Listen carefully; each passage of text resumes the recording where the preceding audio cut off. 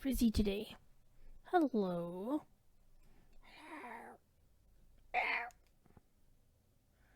I had big plans for Saturday.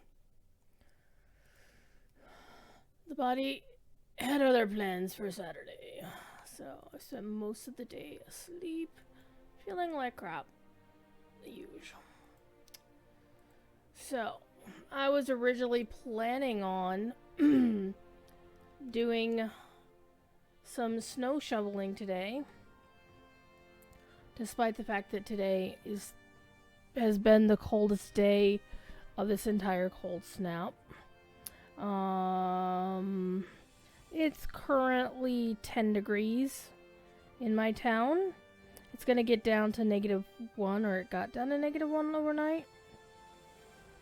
Nope, it's getting down to -1 overnight tonight, apparently. It's gonna get cold. But the temperature is immediately gonna shoot up the next couple of days. It's gonna go above freezing on Tuesday, possibly. And generally be at least 10 to 15 degrees warmer than it has been for the past few days. Week, basically. So, last night, after I did my Lotro stream, I basically spent an entire evening working on my crafters, getting them up to Zul'Madash, crafting tiers to be able to make stuff, and then I made stuff.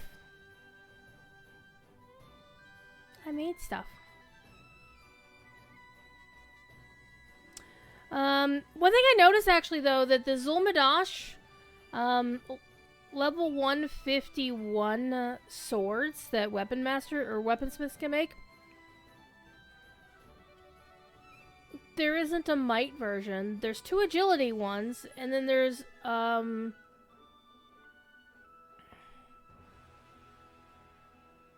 basically, yeah, there were 2 agility ones, there was a will one, and no, there was a might one, but it had outgoing healing on it. I'm like, what the fuck is that shit? I'll explain why your vertebrae are making a constant grinding sound. Cool. No, what you mean is... Let me see if I can find it. There. The cool emote from Cordoban's personal channel. I have a big warm Miss Fuzzy butt by my leg. My leg is currently propped up on the chair because it has been having problems. The old injury is not back, it's just... dermatology sucks. So I've been trying to keep it steady and keep it elevated so shit doesn't go south. And so next to my leg, I have a warm little Miss Fuzzy butt curled up. They need to increase the drop rate on those Adagine catfish. The kitty codfish. I haven't even tried fishing for them, I'll be honest. I'm bothered. Haven't done any of the cooking stuff yet. My cook can do that. But apparently I had never gotten my weaponsmith to complete Umbar. So basically I also took my main. This character is my main. You may notice, by the way, I gave her a new bow. Well, here, I'll tell you what I did. Not that either. I gave her a new bow. One of the new Kinta bows. Because I was using 141 bow from Umbar tier. And so I gave her the Kinta bow, the warrior. Which vitality, might, physical mastery rating, critical rating, those are perfect. Those would not be as good for, say,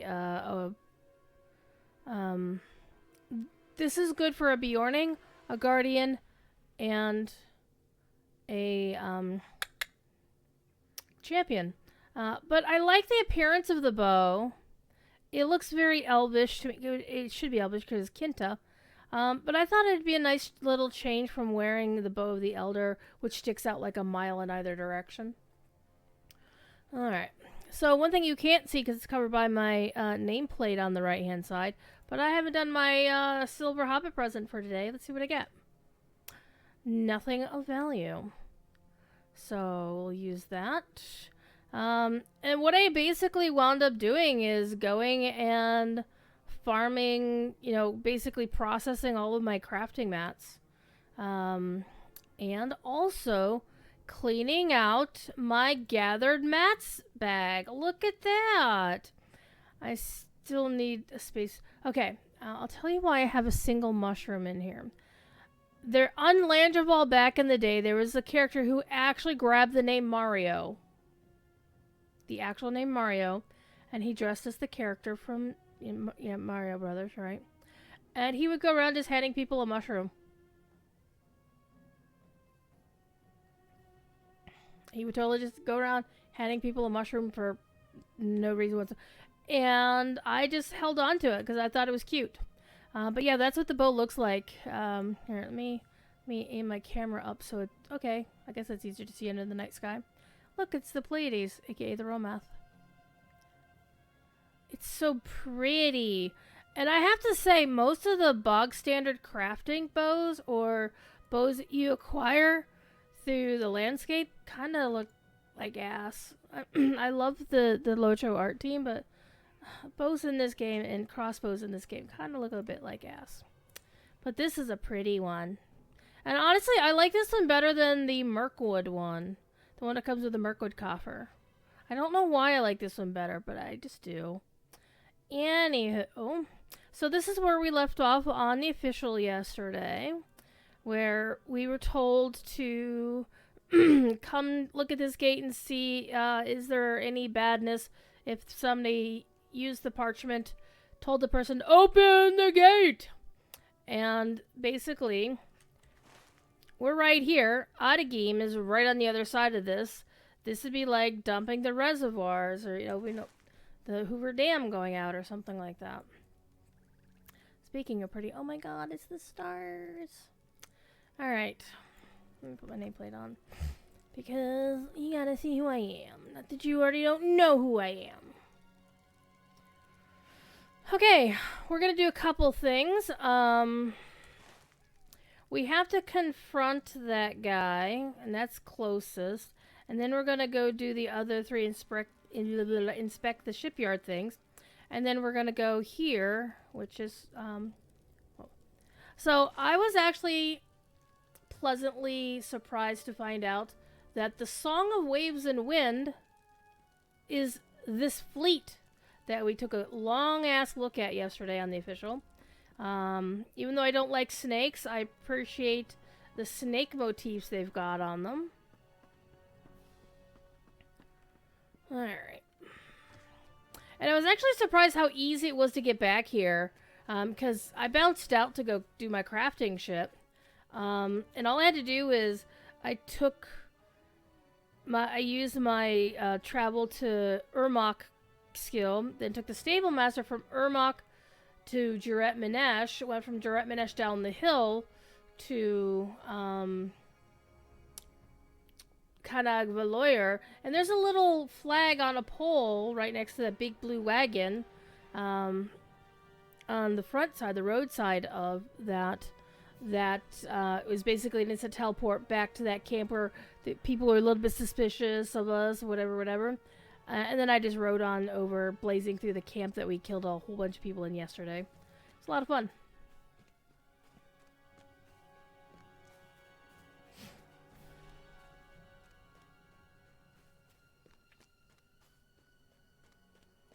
And also one of the reasons why it's so damn easy, and honestly this feels so lifeless, there's nobody here. Where is everybody? Ooh. Please tell me these are housing decos. Scenario, if these aren't housing decos, you and I are going to have a talk. Because, oh my god, they should be housing decos. Are we going to look up these potential housing decos in D and Code Emilio? No, not right now. But you can look for them there. These look pretty cool. These look like singular items. It could also be like everything here is like this could be. Honestly, Starkhaven could be an Umbar housing thing. Ooh, look at those glazed windows. Those look cool. Like, this could be somebody's house. They could decorate the inside. You know, have a little ceiling hook in those domes. I like these ginormous tile things. And then they've got a little fountain in the middle. Those are cool. Oh, I finally see some bad guys. Okay, we're looking for this guy's house. Where am I going? Where am I going? Alright, a little bit probably in this little courtyard up here. This looks like a place where a bad guy lives. Oh yeah, it was by the statue of the lion. Remember, Mizadi's symbol was a golden lion, and there's a silver lion dude wandering around. A door of interest. Well, that tells me exactly what I need to know. But look at all these little doors. These could be apartments that you could put houses in, or, you know, have housing interiors. Because we know they can put housing interiors in just about anything. We know they can. Preparing to knock?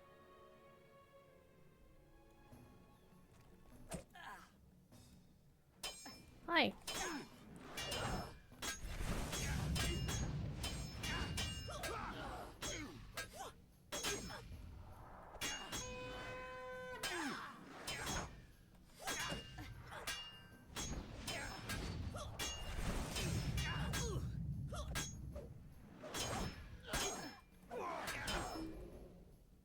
You pry the letter containing Gombok Boro's command from the man's fingers, and we gon' burn it. Burn, burn, burn. Alright, side quest complete. You've saved the residents of Otagame from the devastation would have been caused by the opening of the Weirway Gate. At least for now. You'll need to find some way to oppose the song without endangering the peaceful Kintai of Sulmadash, or any others who live in the lands throughout which Sug-Nidar would flood at Gombok Boro's command. Okay. I love this little seating arrangement. This is gorgeous. Stick this on a floor plot as a singular thing and let people sit on these. Can I sit on this? Hold on. I want to see if I can sit on the couch. Like, proper sit on the couch. Nope. No proper sit. Well, I managed because I positioned myself just right. So it kind of works, but... also, I like these candle things here. Those are pretty cool.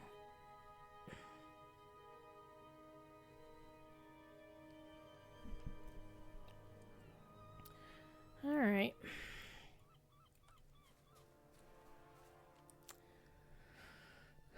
Alright, now we gotta continue on our investigation, our review. Here's like a smaller version of that. Wait, is that the same size? No, that's not the same size. Sonara's gonna give us a big one and a small one, maybe? Yeah, those are definitely bigger size. But they're the same item. Urgh. Yep. One of these days, we will wind up getting the ability to scale shit in Lotro, but today is not that day. But you can scale shit in Lotro or in WoW, so that's a whole thing. Oh, there's a lot of fires over there.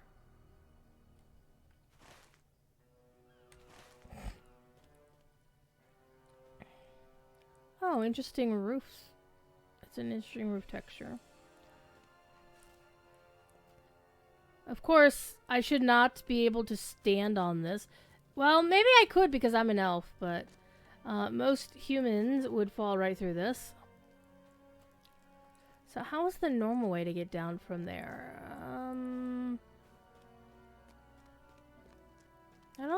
actually see a normal, like a staircase or anything to get down from there.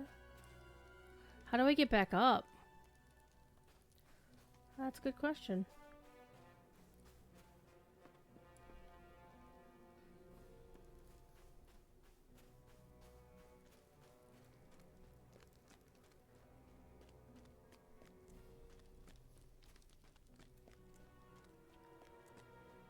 Oh, here's how you get back up there.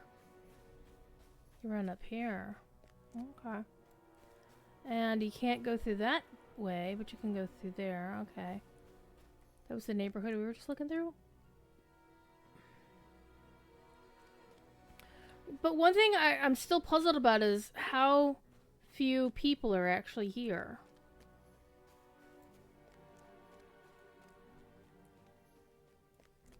There are so few people here. This town should be crawling with bad guys.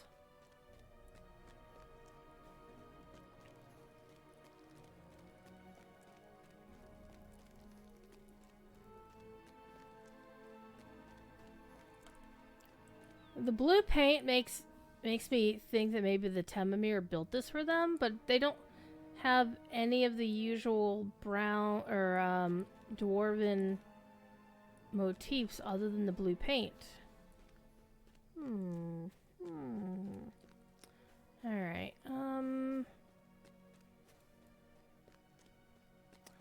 let's try to go this way.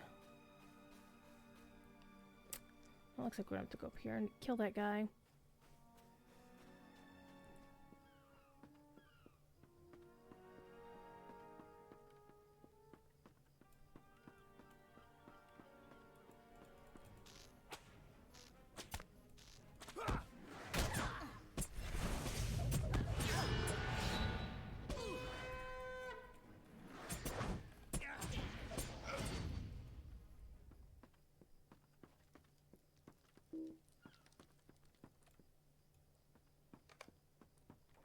The shell of a ship awaits to be completed amongst its finished brethren.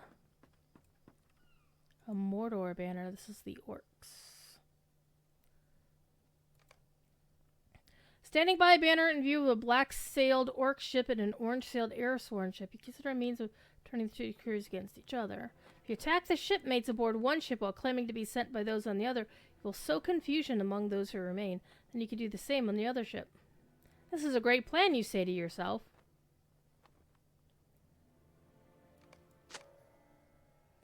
Okay.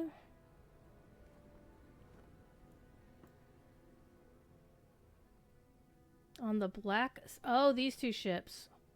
So, hold on. That's the Aerosorn. But that's the orc ship?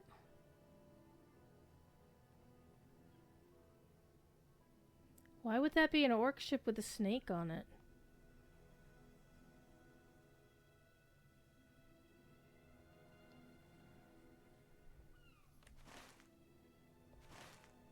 I don't know.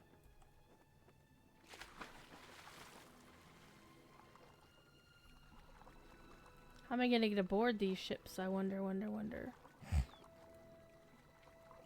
I think I'm expected to run around... Yeah, I'm supposed to actually use the docks on either side.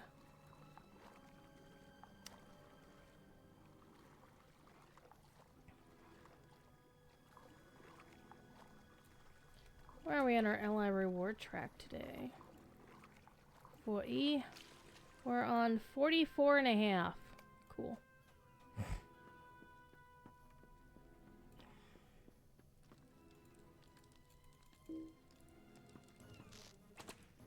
You were hiding.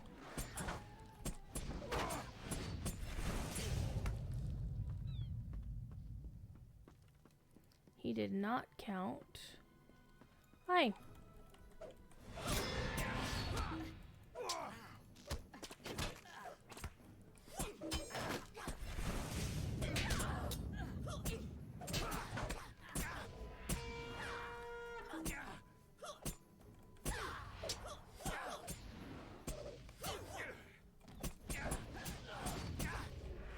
I'm singing the praises of orcs. As an elf, I feel dirty.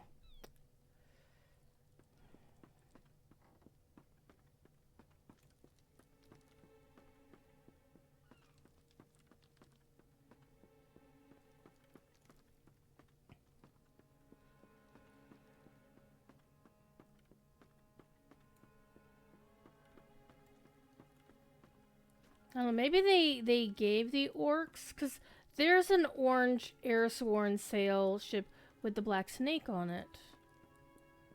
So I guess they gave this one to the orcs, question mark. Y'all are gonna need that lifeboat when I'm done with y'all, I'm just saying. Hi, orcses.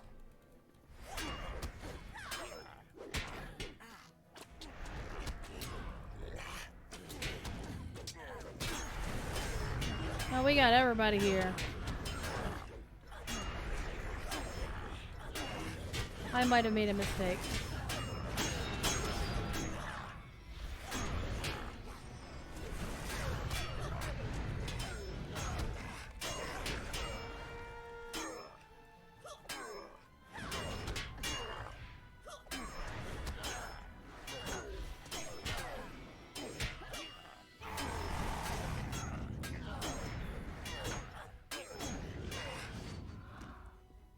Okay, defeated orcs while extolling the virtues of the Airsworn. Okay. Well done, you say to yourself, but your approval is short-lived. Their plea is much larger than these two. Remains a danger. Oh! So, you thought yourself very clever, but you're not as clever as you thought you were. Okay. Okay, so this has got to be like an important person ship, because it's got... Oh, no, I mean, that's got orange. But this one's all purple. I don't know. These two guys need to die.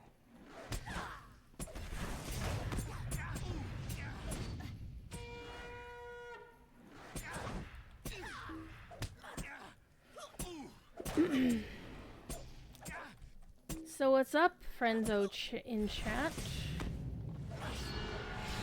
What's been going on? Okay, so let's go back to the road and follow it to the north-ish. Get this guy.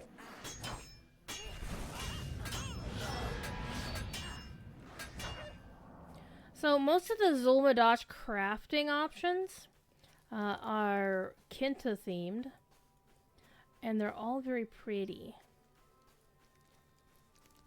Okay, so this feels like an Orachai tent. Okay, so maybe they weren't fires, but these, I guess these are forges. Alright, a lot of these dudes unfortunately have to sleep rough.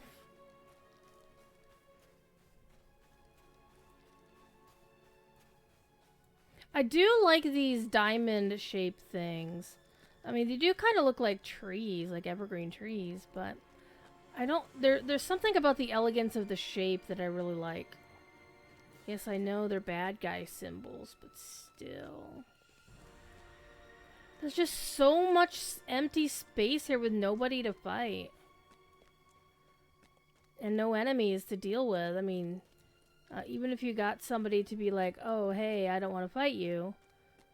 And that's a whole ass thing. Alright. This is the Southeast Forges we need to investigate. I guess we maybe go around the corner?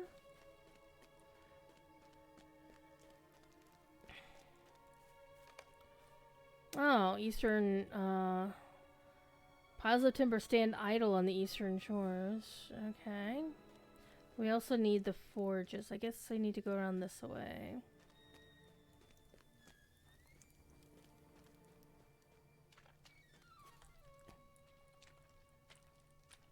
Hello? Why am I hearing the sound effects of water?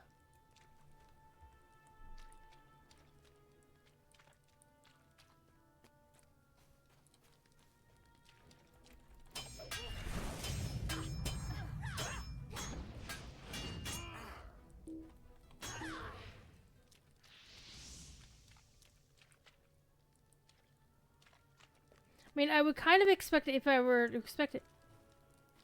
I would expect it over here. Oh, there it is. I guess it's like super duper close to the top of the water.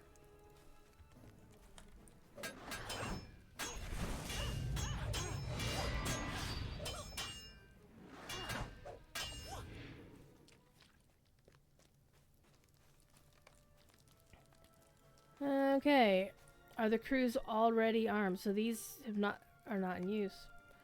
Your exploration of the shipyard at Starkhaven has revealed something troubling. Despite the hype of activity, it must have been over the years. Construction is now slow tremendously. Many ships remain unfinished, and skeletal hulls stand where they were begun. The Songwaven Wind has no need of further ships.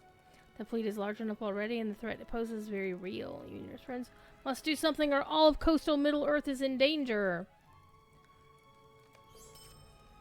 Okay.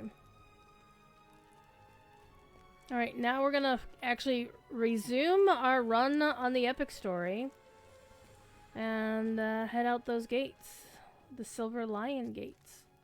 So who's the Silver Lion a reference to?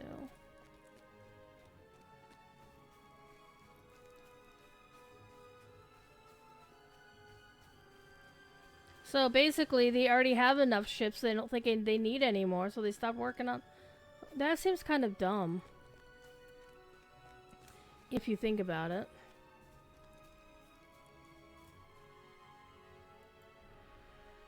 What's the benefit of being a paid member?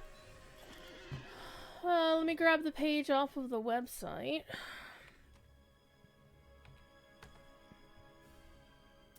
Let's see. That's not what I was looking for. Yes, horsey. About Lojo. No. News.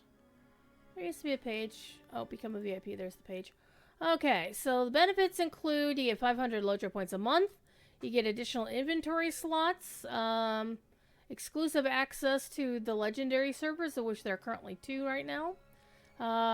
Rewards like faster crafting and lower item wear through using actually this buff right here. Accelerates crafting time, makes crafting so much faster. And yeah, you never have to pay for repairs. Access to all quest packs, non-expansion quest packs in skirmishes. You get all expansions up to Mordor, I think. Well, actually, everybody gets everything up to Mordor anyway. But then they add other expansions that you have while you're still VIP. VIP is what they call being a paid member. Access to all PvMP monster classes without having to buy them. Accessing your mail anywhere in the game. Oh my god, that's so much fun. Exclusive server bonus events for VIPs. Basically, once in a while they do like a VIP, 100% VIP XP weekend, which basically doubles your XP that entire weekend. It's really nice. While it doesn't actually matter unless you're playing on the Orcrist EU full as hell server, priority login in the queue. And you also get rested XP, which is represented by this darker blue bar right here. This is XP, rested XP I get for other reason. Additional space in your wardrobe, a free weekly Hobbit present. So we have these things called Hobbit presents. You can roll the silver ones for anybody. Can roll the silver ones for free every day.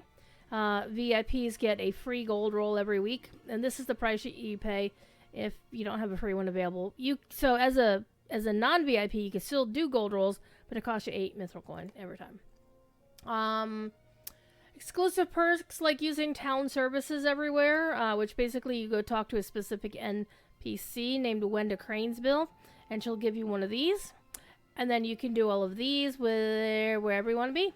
So if I want to look in my bank, ooh, look in my bank. Yay, look at all the stuff in my bank. And I am going to throw this in bank. I'm going to leave that there because it's not my class, or not my crafting. But I'm also going to throw that in there. Yay, look at that. Banking. You can get a special character portrait, of which I have 5 billion. But there is one that's specific for being VIP, which looks like that. It's kind of neat. It's not my favorite. My favorite one came from the legendary servers, so that was fun. The Blaze of Hope frame is my favorite. You access all the crafting guilds. You get maximum caps on auctions, currency more. You can chat whenever you want to. You can also use destiny points under this perk thing to do this. You collect destiny points every time you level up, but you can't use them unless you're VIP. And you can use all the swift travel options in the game. So that all stuff comes straight from this official website right here. If you want to know more. And there's a couple of little asterisks here. So all quest packs and skirmishes, the expansions, Beyond, Fate of Good to Bad, and newer, other than Before the Shadow, because everybody gets Before the Shadow. It's very nice. And there's some frequently asked questions on the page if you want to know more. If there's any specific questions you have, I can try to answer them. Yeah. By the way, welcome to the channel. Hooray.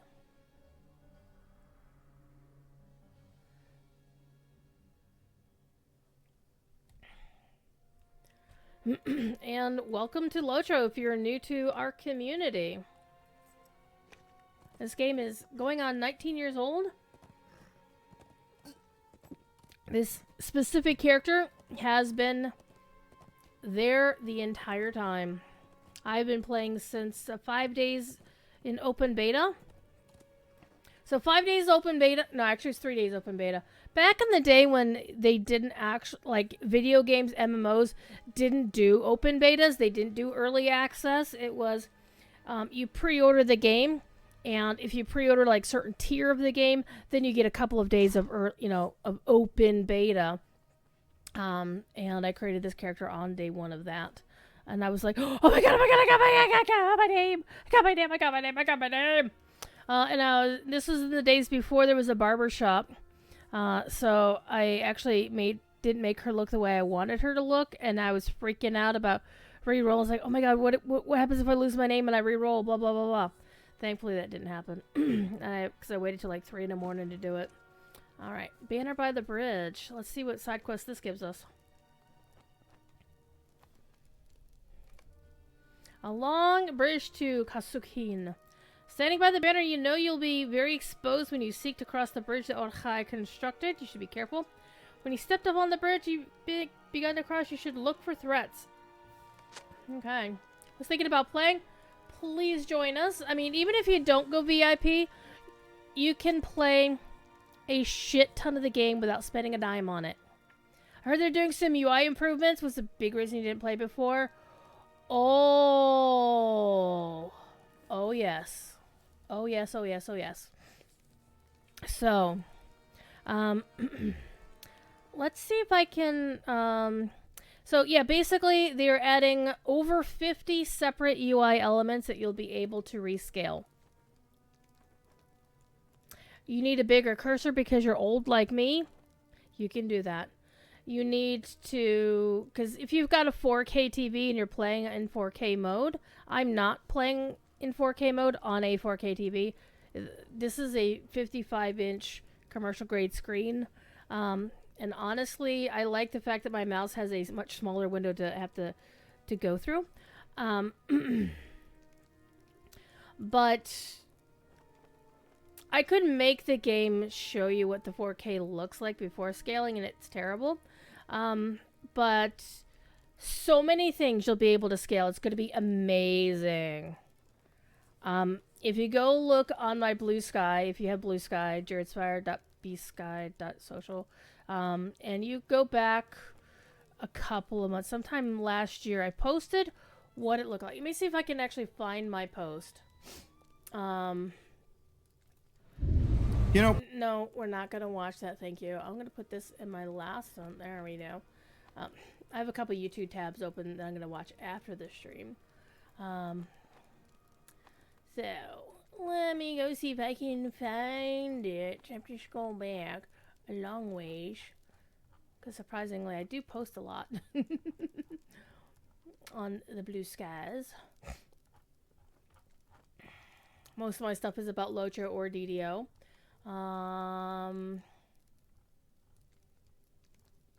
DDO being the other game that's run by Standing Stone Games. And,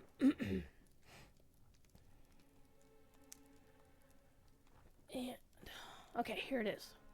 Let me grab this and copy a link to post. However, you do need to be logged into Blue Sky to see this. I'm sorry. I don't make those rules.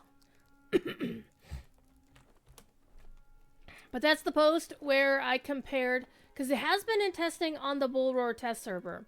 And so you can kind of see what the original looks like. It's like, oh my god, this is so tiny and such a big screen. And then if you go to the next picture, it shows you what it looks like when you start, expanding things. And it's so good.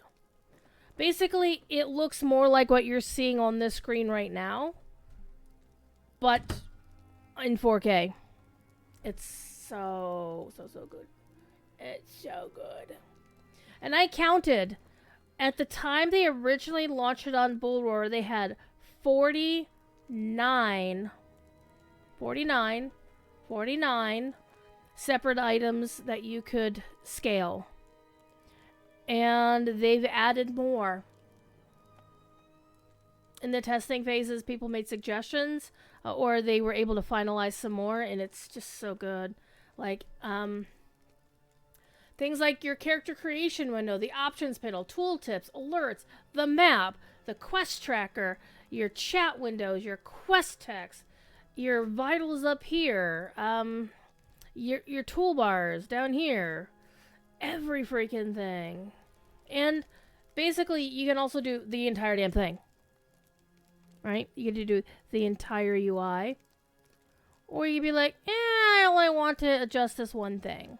So it's going to be so good. Now, one thing to bear in mind, this will be UI scaling 1.0. They're going to keep working on it. One of the things I did notice is it's not a true rescale in that you go zoop and all of a sudden the window gets bigger.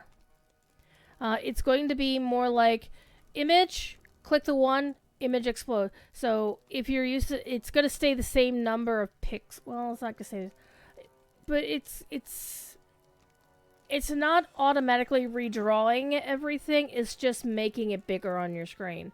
So when you do the cursor scaling, your cursor is going to look very pixelated because it's the same graphic of the cursor that you can see up there, but they just make it bigger. So that's something they have to work on for, 1.1 or whatever. All right, I'm here. Let's look. It's a long bridge. Sug Nadar is filled with ships of the song, but the fleet remains motionless. No one aboard the ships seems to have yet noticed your presence on the bridge. You should continue onward and think things over when you've reached the middle of the bridge. Okay, so you're new. You haven't been playing the game. We threw the ring into the fire 9 years ago, in real life terms. The Mordor expansion, where Frodo and Sam and Gollum were at the Sammath Nar, was in 2017. And we've been experiencing the story of what happened afterwards. We did the Mordor let me show you. This is our Middle Earth. Out of all of the names on this map that we have not yet been to, we have Khand, Rune, and Lindon. We've been to pretty much every other place on this map. In some fashion. Or many fashions. Like Eriador, we've been all over these places. The Yondershire was invented by Standing Stone Games to kind of fill in the gap between Ered Luin. Kellendim and Thorin's Hall were both created by Standing Stone. Mickeldelving Hobbiton, the Shire. This is the Shire. The Shire looks pretty. Look at the Shire. It's so pretty. But they had this space between the Shire and these areas over here, so they made the Yondershire. We have Bree Land, with Bree in the middle. The Wildwood was created by Standing Stone to kind of fill in a gap. The Ettenmoors is where the PvMP happens. So if you want to go fight other players, many of whom are playing Sauron's forces, you can beat up against the forces of Sauron here in the Ettenmoors. There is no open world PvP in Lotro. Basically, for one thing, it doesn't really fit the lore, and honestly, most of the people. My personal theory and opinion on open world PvP in Lotro is that most of the people who really, really want it are just people who want to go to like Bree and beat up lower level players. They just want to gank people. They don't give a shit about the actual story. Minhiriath, the Tower Hills, yep. Minhiriath down here, the Tower Hills over here. We have not yet seen the Scouring of the Shire. We haven't seen the Grey Havens, which will be over here someplace. We've been to Moria. This is Eregion leading into Moria down here. This is a three-dimensional map. You just can't tell. But this is Moria. Here is Ravanian. So we got Dol Guldur. We go there. We go through the Misty Mountains. We go to Mount Gundabad. We go to the Wells of Langflood. We go to the Bjorning lands. We get to hang out with Bjorn. You get to be a Bjorning, by the way. Anybody can be a Bjorning. Felaggoth is the home of the Elven King Thranduil. Aaron Lascalin is in Northern Mirkwood, and oh my god, they understood the assignment when they built that ship. Just saying. We don't currently we can go visit Roscabel, but we can't go through the Narrows. We can't go through the East Bight. We can't go south of the Iron Hills, like these areas. We can't really do anything with. We can go to the Iron Hills. We can go to Lake Town. We can see the bones of Smaug. We can go to Southern Mirkwood. This is down here. This is an older area. We got Lorien. We've got Rohan. We got Gondor. We got more Gondor. And then the current stuff for the past couple of years has been this is the king sent us south to find out what's going on with the Corsairs of Umbar.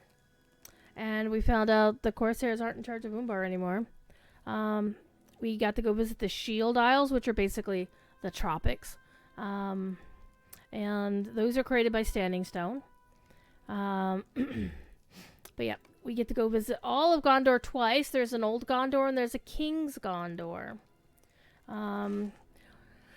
There's Mordor, and we can also go to an older version of Mordor. In the Minas Morgul expansion, like half the expansion is telling the story of what happened to King Earnur.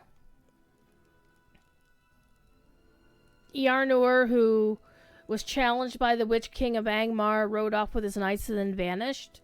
And that's why, they had ruling stewards in Mordor. Or, I'm sorry, in Gondor. And it turned into a nice little plot twist during, you get to go through the Battle of Pelennor, and you get to meet Denethor, and you get to ride with the Rohirrim. You get to be on both sides of that particular battle. You kind of have to set it aside in your mind. It's like, oh. And of Mordor, the only bits we've ever been is, like, through this demarcation line.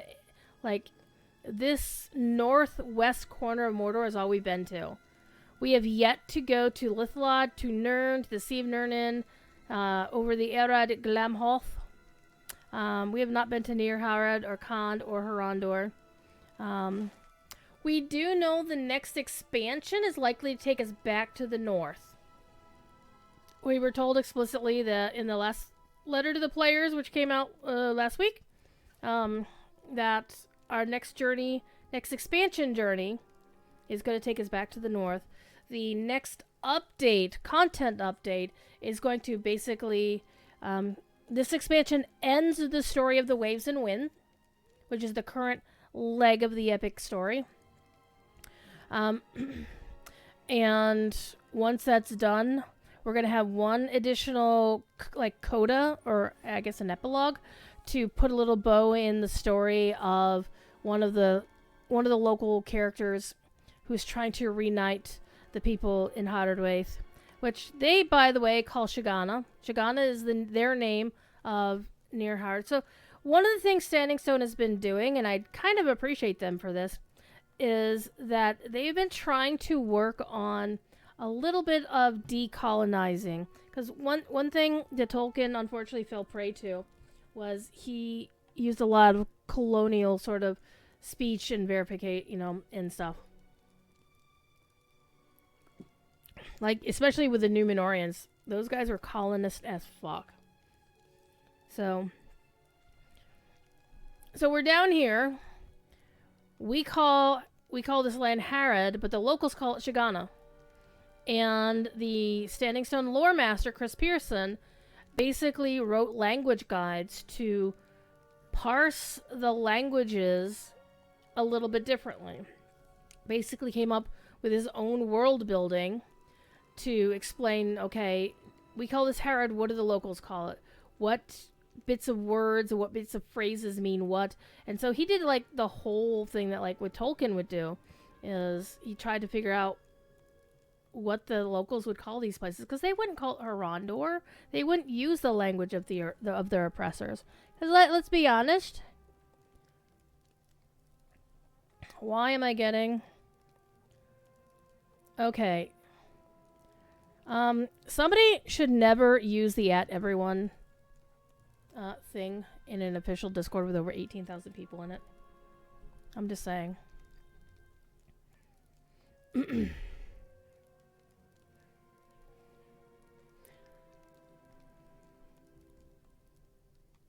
I just got a message on my phone from the official Lojo Discord. And I should never be getting a message from that unless it's from somebody from Standing Stone Games.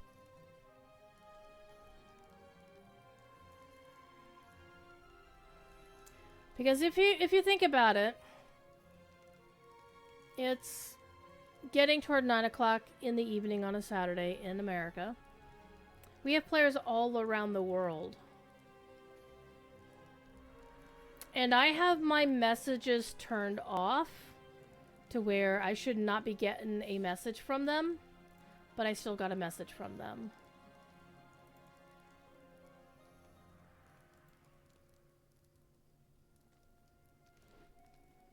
So I'm going to go check my notification settings. Should be only @mention and... Okay, apparently I did not have @everyone suppressed like I should. I have to keep role mentions on for reasons. And suppress highlights. Why did I not have suppress @everyone and @here? Either way, you should never use @everyone on a Discord. Unless you are the owner of that Discord. That's just me. Anywho.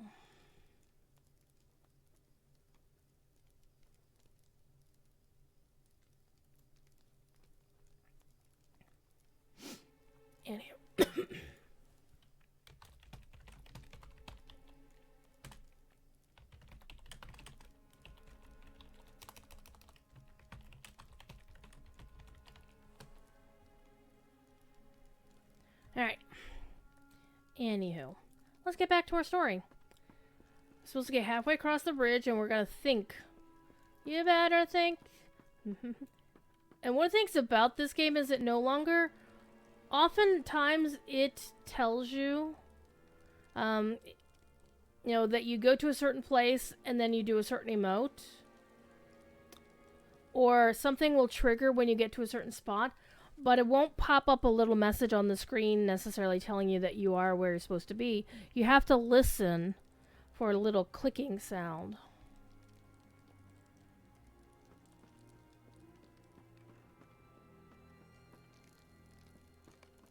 Oh, there's that little sound and you see there's no message telling me that I'm in the right spot.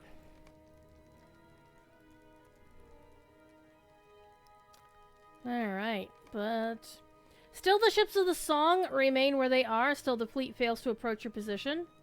Your mind wanders and you contemplate the island at the end of the bridge. Once this land was covered with short grasses and small shrubs, and herdsmen drove their flocks of grazing animals beside the steep hill on which was built the citadel of Kashukin. But all that changed with the coming of Orach and the Din of Stone. The drowning of the plains caused the vast lake of Sug Nidar, the Fear Water, to form, and the hilltop became an island. Years later, the Ordokai constructed this bridge high above the old floor of the plains to provide access to the ruins. You wonder if they ever think of what the land must have been before their arrival, and decide they likely do not. You should continue onward and listen for anything out of the ordinary once you reach the end of the bridge. Okay.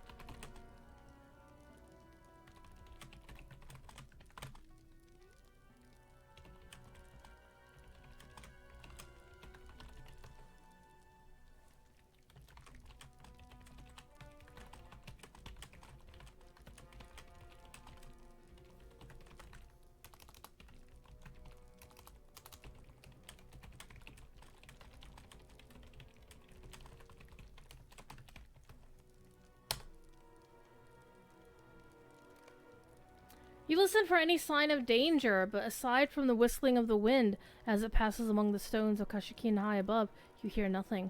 You have crossed the long bridge without incident. The crews of the fleet are not expecting anyone to come so far into Sugnigar, resolved to make them pay for their oversight. Yes. They will pay for their oversight. Alright.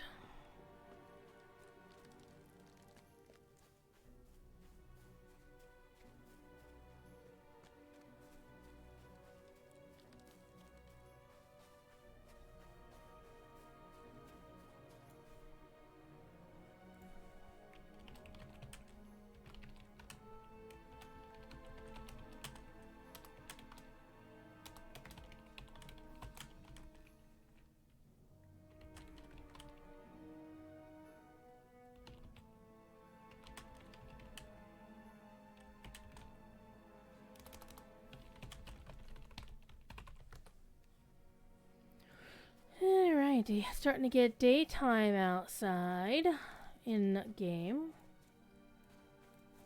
I counted how many ships were hanging out here. There were over 110.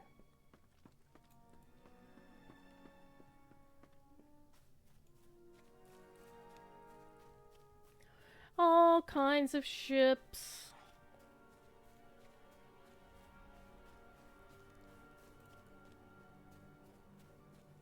Ships as far as the eye can see. And one of the fun things that I like about this is you can't really see this map on the rest of the maps. Like, you can go to Urajdar, but you can't get back to the Fearwater from here. Like, there's no thing on the map to take you back there. And Adagim, you can see Starkhaven up here, but you can't get to there on the map. Because they were making a point of hiding the Fearwater.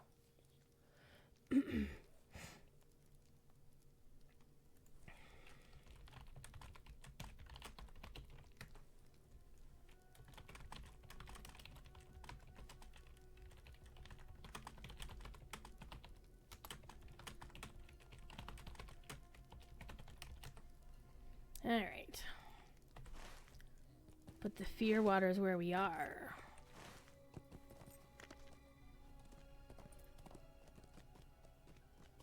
We're riding around the island. The thing is, they apparently haven't noticed or just don't care that we're here. Like, nobody's looking. Oh, hold on. These ships have their oars out in the water. Interesting. And on the far end, we don't know where that goes. Now, I kind of want to swim off in that direction to see what's out there. Oh. Hello, Ordokai. You're not going to murder me? Oh, you're gonna murder me? Okay, I'm gonna murder you then. Okay.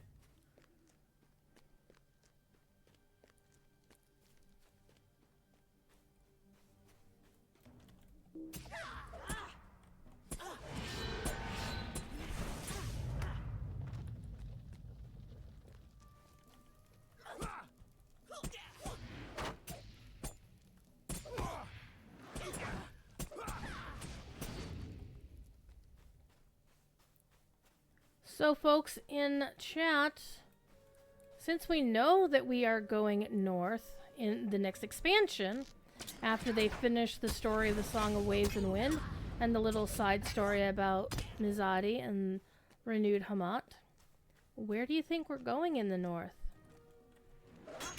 Where do you want to go, or where do you think we're going if they're not the same place?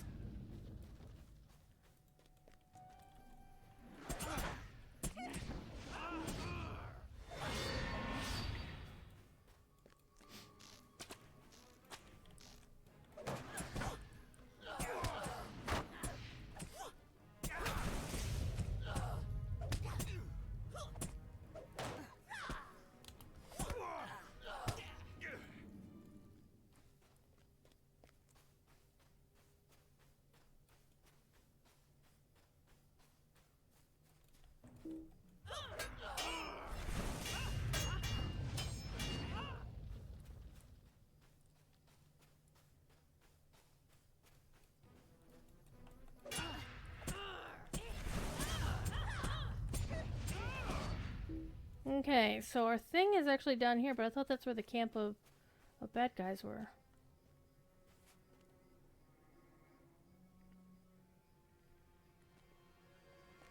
Are we hiding? The Fearwater Notch. Ooh, we're hiding in a cave or in a little cleft here in a holler. Want to go Lindon, but you don't want to have to go to the part with Mythalon yet? You just want to meet Kierden? Hell yeah. Oh, here we go. We missed the little notch. I thought I saw something there, but I wasn't entirely sure. Alright, we found Sigileth's encampment, and there she is. Let's grab the Stable Master, who is a sneaky Fearwater explorer. Coin, fire, and comfort find you, outsider. But we have to complete part of the story, 18.13, before we can go use these other ones, so... We're at 17.4, so we have like a whole last chapter to finish. Alright, hey Sigileth, what's up? Welcome to Sugnidar. I have taken this campsite from the soldiers who made it. You have named it Fearwater Notch and is now mine. Should they return, they will not live long enough to inform anyone of our presence here. These others dislike the Orchai as much as we do, and we have offered their services to us. For now, they have my trust. Did my brother tell you that we encountered Corridwan on the road to this place? She has gone down to the water northeast of here, intended to perform an investigation of some sort. I pressed her not on the subject, but what I understood from her mumblings and musings was that she hoped to find some means of sinking the song to the bottom of the lake. You should see if the Golden Maiden found success. Such a thing would be very helpful to us. A lot of people want King's Rohan or Theoden's funeral, but that seems like a lot of back-end work. It does. But then again, King's Gondor felt like a lot of back-end work, too. Though, did you notice in scenarios, was it his last stream or the stream before? It might have been the stream before, where he was kind of talking about, or maybe it might have been Cave Troll last month, or earlier this month. It felt like a month ago. It was almost a month ago. Where he was talking about the possibility. He was leaning heavily on the mention of Hootboat. And it seemed to imply the notion that maybe kinships, or maybe Orion was talking about it, I don't know.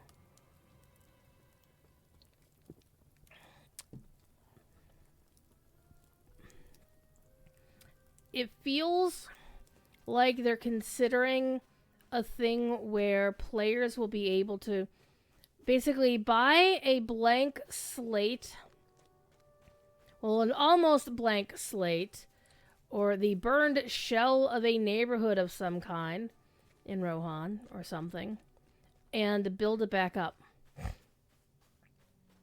in the lines of Hutbult, to where your kinship has to go through, work on some achievements or deeds and go through a whole bunch of things. And as you earn what I guess reputation or whatever, then you wind up doing the thing and getting your stuff. Okay. You found Kurduan standing by a small sunken rowboat. Hi. I see you found your way here. Have you brought the wizard Inkanush with you? Nope. He would be most interested to hear what I've learned. You tell Kurduan that regretfully Inkanush remained behind when you came in search of the Song of Waves and Wind, but you're also interested to hear what of her discoveries. She mentions that is submerged boat.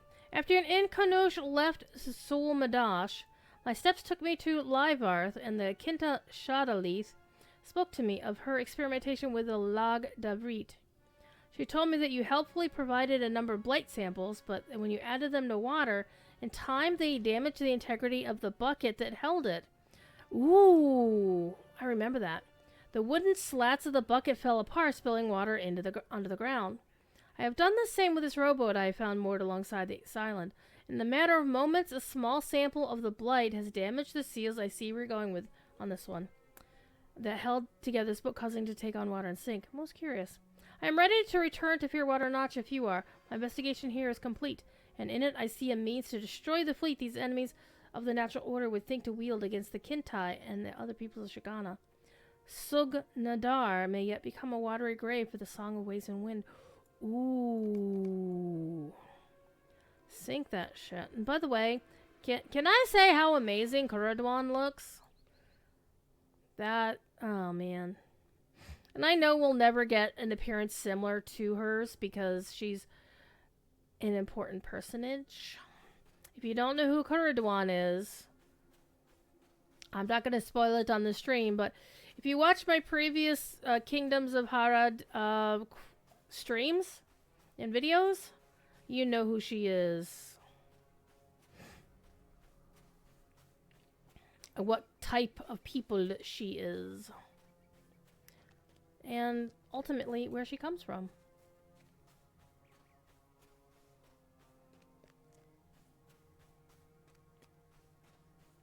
Glorfindel is the one who figured out who she was. Hey, everybody's here. The whole party. Rahazi, Koradon, Sigaleth, Koradwan, and 2 unnamed locals. Has Kuridwan found what she sought? You briefly narrate what you understand of the Golden Maiden's discovery and its potential use for sinking the warships before they depart the Fearwater. A means of utilizing the Blight to destroy the Song of Waves and Wind? Let us hope she is right for our sake and for that of all Middle-earth. But it's not enough to sink the ships. We must also combat the crews here mustered and the leaders who drive them to war. That makes sense. Together, we may yet defeat the schemes of Nakasi and Balakad. But it will not be easy. Aid each of our companions with the task they choose for themselves, and together we may be able to ensure the Song of Waves and Wind can never leave Sug Nidar. Okay, so... the stockpile, evil's uses, and even a single sword. Okay. Kuradon, what do you got? The Song of Waves and Wind would be dangerous enough by itself, but Nakasi has armed it with terrifying weapons. Because Koltek's a bastard and he betrayed us. That's why. I never trusted Koltek for some reason. Never. Like, the first time we ever saw him in King's Gondor, and he was acting a little shady with Daxamat and whatever. Yeah. Never trusted him. And now they've got the equivalent of Greek fire going on for them. I know not for how long Koltek has been working in secret with her, but he had his eye upon the stockpile of hungry fire from the moment we discovered it within Ashagir. Did he wait until he traveled into Murjala with Inkanush and Glorfindel to give the command to his underlings to transport the Nargach to Sug Nidar? The timing no longer matters. What matters to us now is that we prevent the song from being equipped with weapons capable of using the hungry fire against its enemies. There must be a workshop of some kind within Starkhaven where such weapons can be assembled. Let us search for it among the buildings of Starkhaven on the western shore of the Fearwater. If we can destroy the Nargach stockpile, these weapons will stand empty and unused. Yep. Rahazi, what you got? Starkhaven swarms with Airsworn corsairs and soldiers of Ordach. But at Nakasi's command, they will board the ships and sail to war. I trust in Kuruduan's plan, but even if the fleets of the Song are made unable to sail, these enemies will remain to threaten the Ikraban Valley and my home of Ambarul. Even a single sword can inflict great injury. Let us defeat these foes and wrest from them their blades. Then we will dump them in the water on the northeastern shore of this island, and ensure they cannot be wielded against the peaceful residents along the river should the Golden Maiden's plan prove unsuccessful. Okay. And Kuruduan, what you got? I never expected to use the blight for a good purpose. But this is truly a day for surprises. I love the story so freaking much. Some of the mysteries that plagued Imilar and Adagim have been made clear to me now that I see what has transpired within the Fearwater. For many years, I believed the floods cascading into Adagim from the north were caused when spring rains overfed the Ikraban River, but it was not so. The Orakai dredged an old tributary channel, carving a path south from Sugnidar. Okay, hold on, let me reread that. For many years, I believe the floods cascading into Adagim from the north were caused when spring rains overfed the river. The Orakai dredged an old tributary channel, carving a path south from... Now the floods that might have destroyed their wharves were instead spilled upon Adagim, or suffered from the blight. Was the extent of the Lag Davrit worsened by these annual floods and the noisome bog to which they contributed? It must have been. But now I have needed the blight to counter this Orakai fleet, and its pervasive reach will be of use to us. Pods of the blight push into Sugnidar from Adagim, and they have taken root within a narrow vale just outside the eastern entrance to Starkhaven, not far from the long bridge that leads to this island. Take this sack and trowel and collect samples of the blighted pods for me while you combat some of the creatures that even now push into Sugnidar. I'll meet you outside that blighted place once you have done this. Neato. Okay, so now we have 3 quests to do. Plenty of quests to do. Alright. Let's start with the stockpile. We'll do that one first. I wonder if they'll surprise us, Monothlayer, and send us to Rune.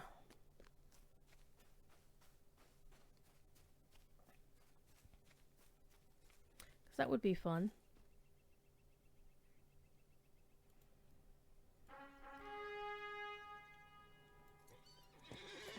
I still want to go complete to the utter east and see what's over there, because the map doesn't show us. I so want to just swim, do the Lake Everswim, because this is like Lake Everswim size, right?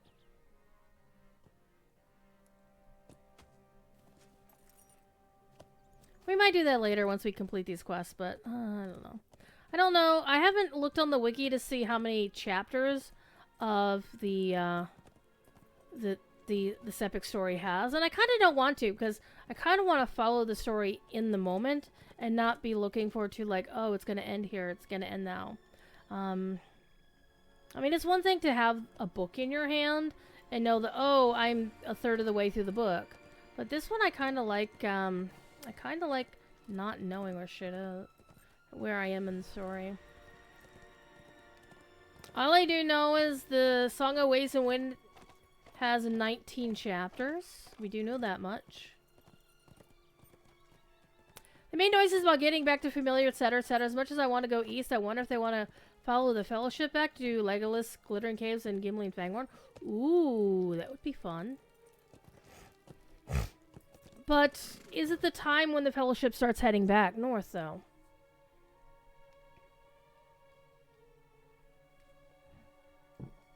I would actually argue that anything Gondor northwood would be considered familiar lands.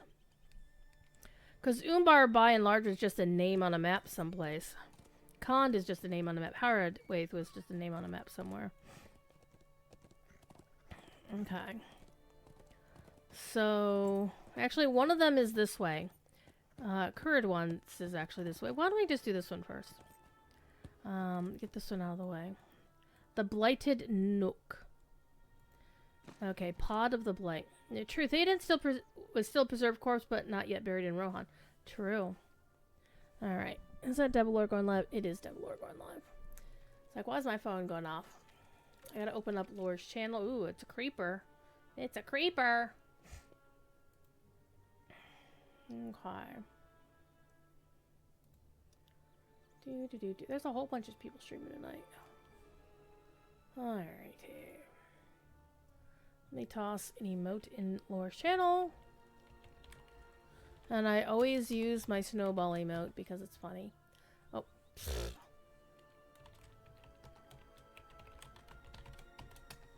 Forgot the S on it. Alrighty.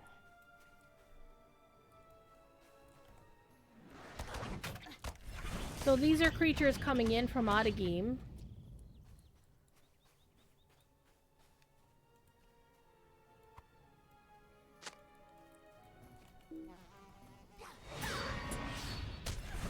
Man, 19 years of beating up on sickle flies.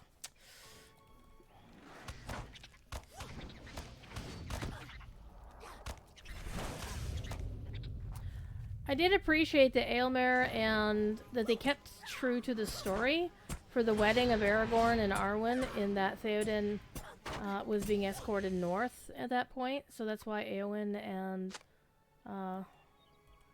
Aelmare were not at the big wedding, unlike in the Peter Jackson movie. But then again, Peter Jackson did one big improvement to that whole scene, is that you bow to no one thing. I cannot not. I always get verklempt on that one because, yeah. But yeah, Éowyn and Éomer should not have been at the wedding because that's against the story. See, it's one thing I like about Lotro. They make shit up, but they don't contradict the actual story. Alright, I need to find more blight pods.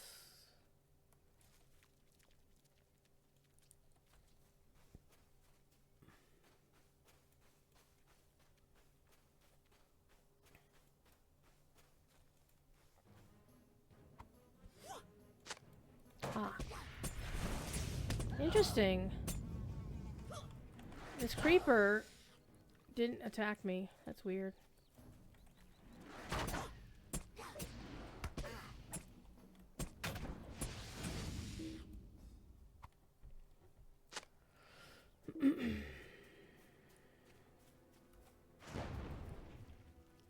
Can I go through to Otagame from here? No. That's such a tease.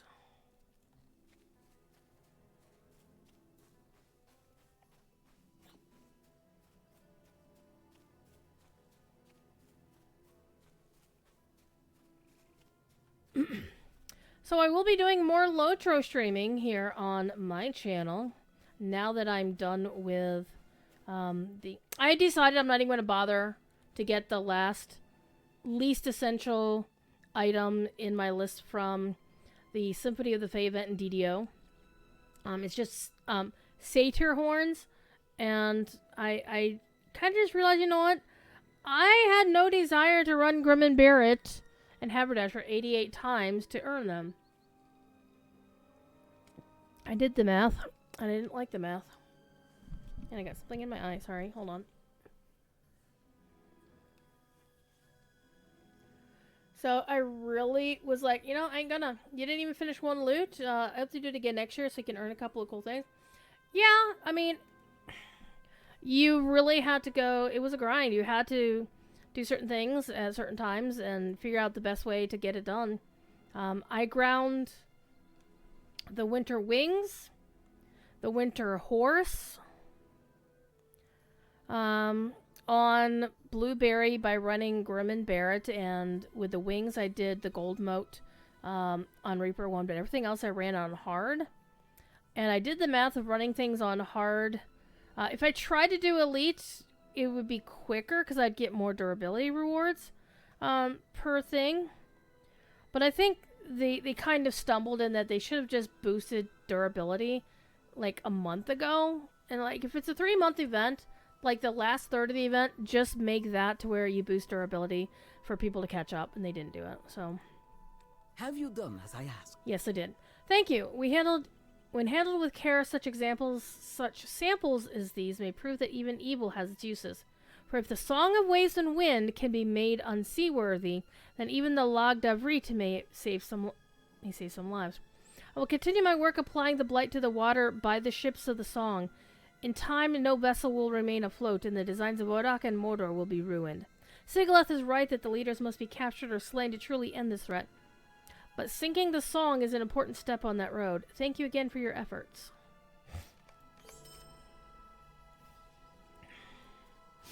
And there's a lot of people who tried to work on the loot event and just didn't break through.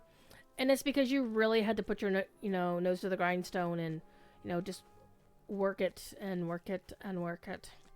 So that's why I'm super sick of it. I was like, I'm so tired of this quest. I never want to see Grim and Barrett again. And the sad thing is the Grim and Barrett quest in and of itself is actually pretty cool. But I got tired of hearing Eritrakos all the damn time. I was like, shut the fuck up, man.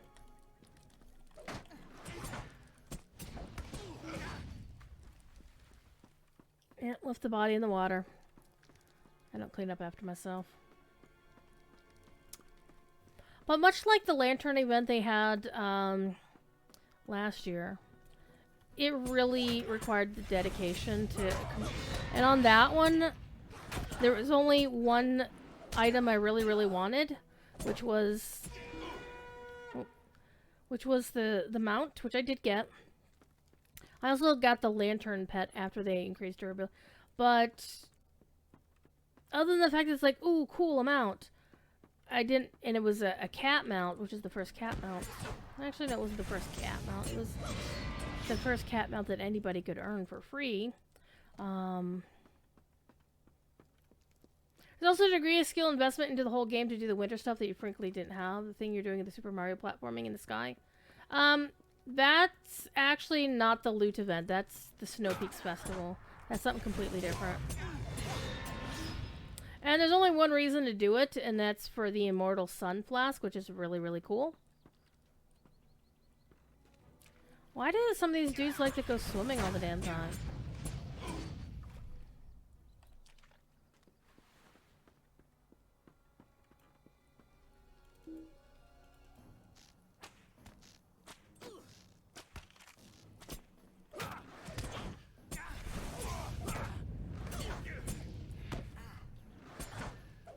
The one where I was just going into that one room and running, killing like a small bunch of dudes.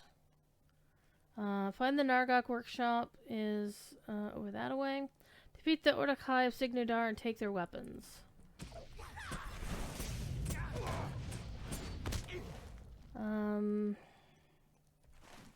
Okay, so we need the Uruk-hai, not the Airsworn. Alright. You guys are Airsworn, so you don't count.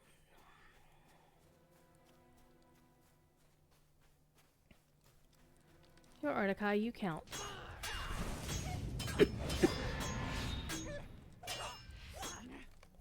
I'm gonna give Cordovan credit where credit is due.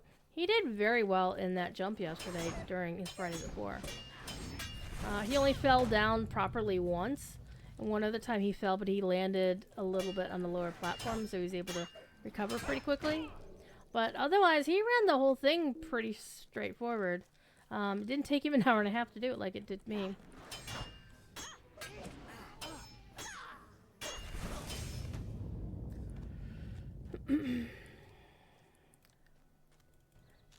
I'm a little bit bummed that he's not gonna be doing weekly Court of the Rings anymore, but I can also understand why, honestly. One of the things about news and such is you really want people to focus on you're Airsworn, you're Airsworn, you're Airsworn, you guys don't count. And you kind of lose a little bit of... You kind of lose a little bit of impact on your announcements if you're always there every week. I saw someone in the official wanted a second person to help him out while he gets a creator program. Just based on some of the other things that person said, I'm kind of ignoring what they said. They've proven themselves, in my eyes, of not being somebody whose opinion is valued. And considering some of the other people who like their posts, and the fact that they posted the same thing 2 days in a row, like, if you're gonna post that every day in the suggestions channel, I have 2 words for that, fuck off. Then that's why I'm not a mod in the official Discord, and I don't want to be a mod in the official Discord. Oh, you didn't see the reputation? Yeah, they posted the same, they copy-pasted the same thing today that they had posted yesterday. Talk to Rahazi at the shore northeast of Purewater Nosh. Well, we're not going to do that yet. We're going to go find this stockpile, though. We're gonna zoom our way through this town. Hi.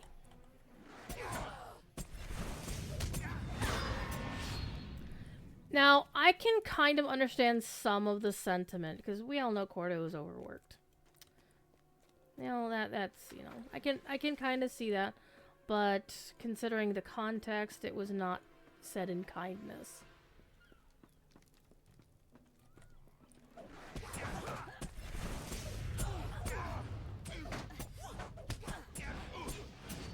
Because I'll be honest, not too many other MMOs, Warcraft doesn't even do this.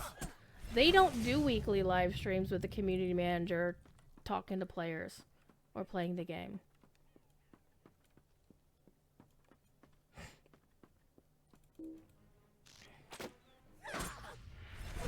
And I'll be equally honest, I am well aware from the World of Warcraft experience that if your community manager used to be a freaking raid leader and then goes to work for the company afterwards, you know, well-known content creator, had his own site that people still was like, oh man, I missed the weekly marmot. And said person was, again, a raid leader tank person. You know, was the one actually doing this stuff. And as soon as they got hired by the company, everybody just dogpiled on them and called their gameplay shit. And you don't know how to play the game. I'm like, look, bruh.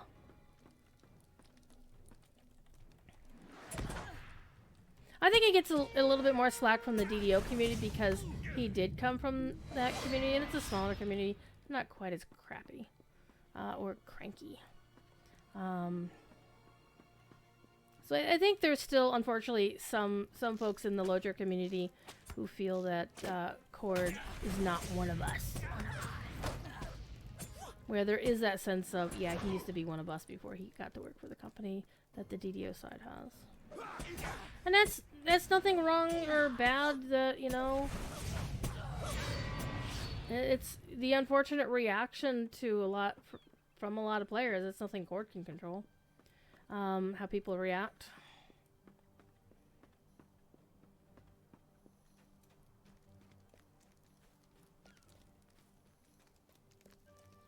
But the bottom line here is it doesn't matter how well he played before he started working and, you know, doing the live streams.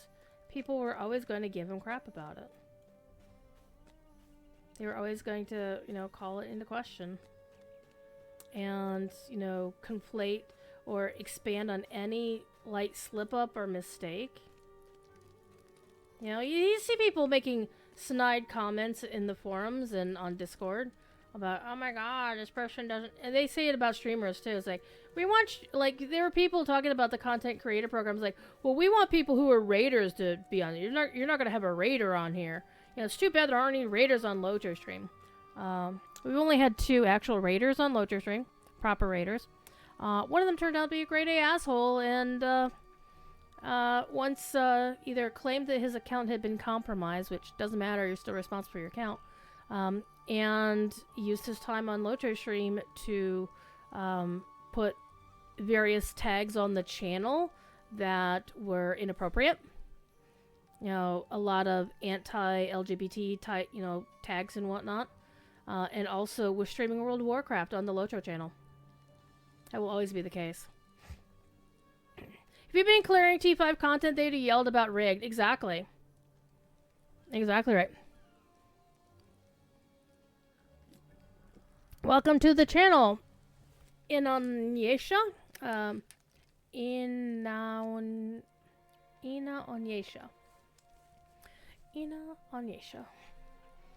Alright. It doesn't matter how good he plays on the regular. They're always gonna, dogpile on his gameplay on stream because that's just part of how they roll. Now, does Cord need an extra pair of hands? I thoroughly agree with the basic idea, because I know exactly how much stuff that he works, Thank you for the follow as well. You didn't have to do that, but I appreciate you. It's not easy being a community man, even if, you kind of blow off some of the... He's really good about blowing up a lot of the insults that people will send his way. It's like, he used to, The dude used to do political news, like he was a political reporter covering the Indiana State House. Gamers ain't fucking shit compared to politicians and their bullshit. I'm just saying. That's when you get serious shit happening. And that's not even... And that was like years ago, before the current political hellscape we live in now.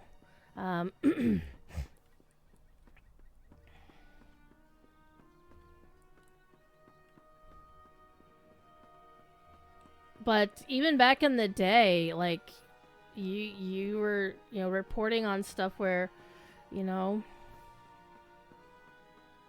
there was some shit going on down there. So, gamers aren't much compared to that, honestly. Gamers are a weak sauce. They're amateur hour compared to some of the stuff that you would see as reporter on the beat back when, journalists actually had integrity and shit, which most of them don't now. Most of the mainstream ones don't anyway.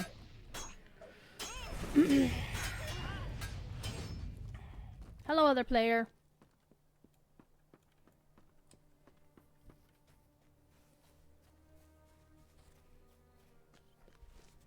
But even so, some people say, well, you should be used to this stuff, blah, blah, blah. And I think of it this way. Why be a dick to somebody? There's no reason.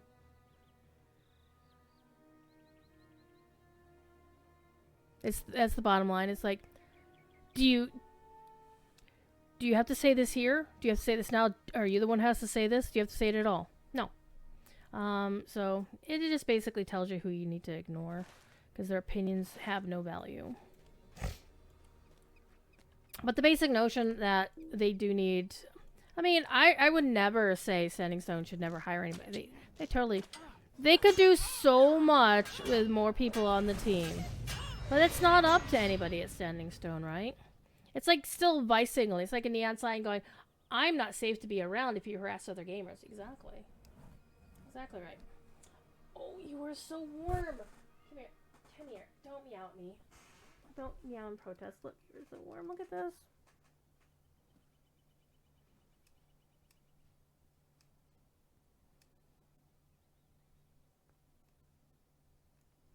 So Miss Fuzzy Butt. She's mad because I just woke her up.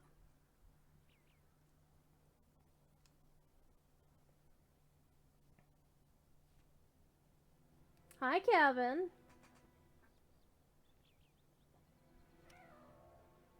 Stormloss is like, put me down. Okay, here you go. There's your warm little nest. You had a warm little spot right there. Oh, now you're going to climb up on the back of the chair? Okay. Alright, let's keep going before that dude respawns. That's okay, I'd kick his ass anyhow.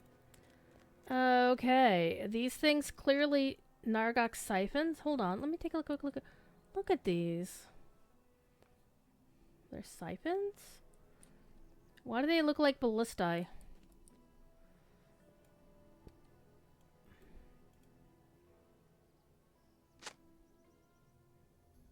Launch Nargok through the air with explosive force. Oh, they are kind of like ballistae.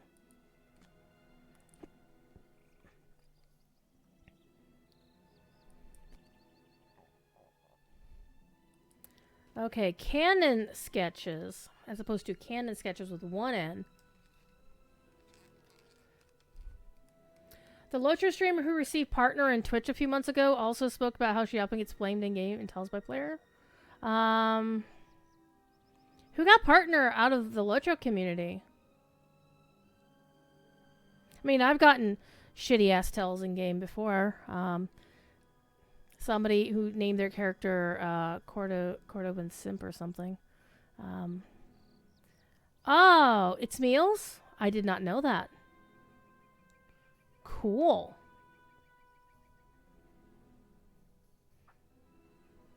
Hope they're doing very well. I mean, I think there's a couple of Locher streamers who are on the path to getting partner.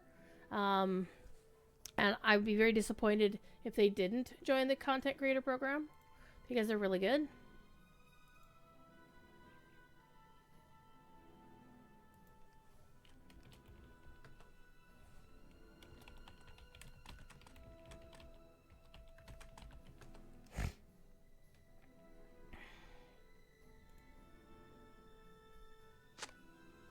Junior Warlock bells with raging attacks! Mr. Engineer.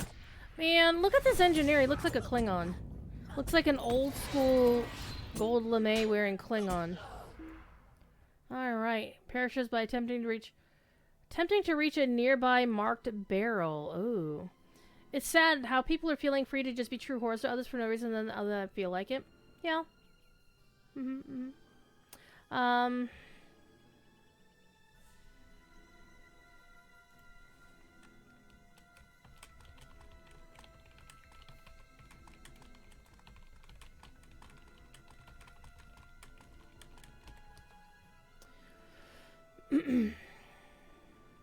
And that's partly the political hellscape we're living in right now.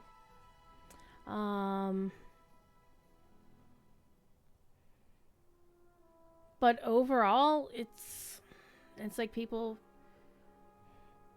There was an episode of Star Trek: Strange New Worlds in the second season. They're heading into season 4 now, but it was the trial, the courtroom drama one, and the lawyer for the defense was telling the Starfleet Tribunal to be their better selves.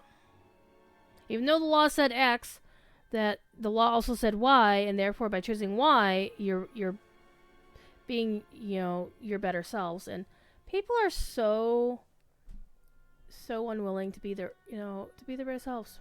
And it used to be back in the day, I would always think when somebody, treated me like shit and was trying to make me miserable, that it was that they themselves were that miserable, they just wanted other people to be as miserable as they were. And then I started,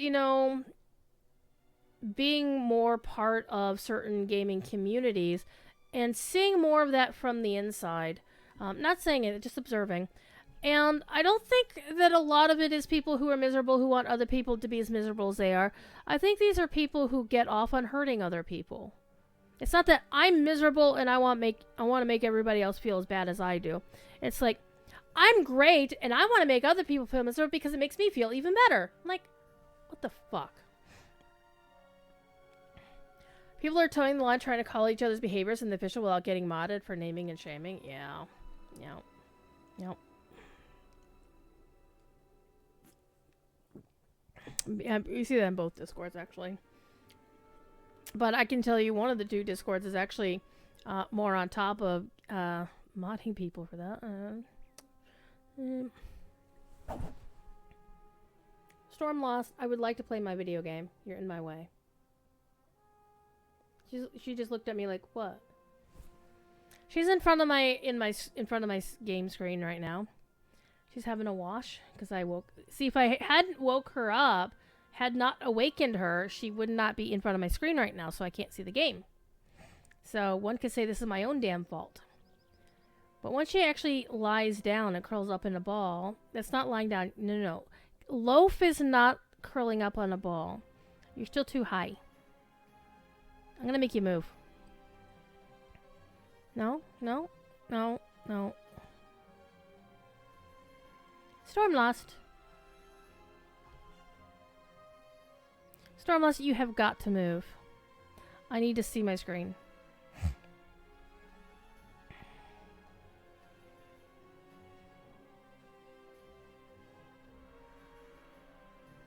Stormlust. I need to see my screen. Stormlust.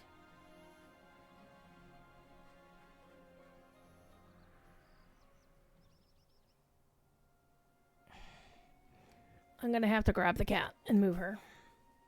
So I'm gonna move my soda over there.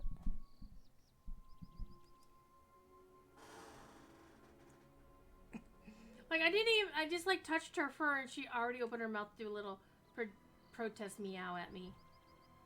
Come on. Come on. Come on. Come on. Move. You gonna get spicy? Wanna get spicy? Stormlust?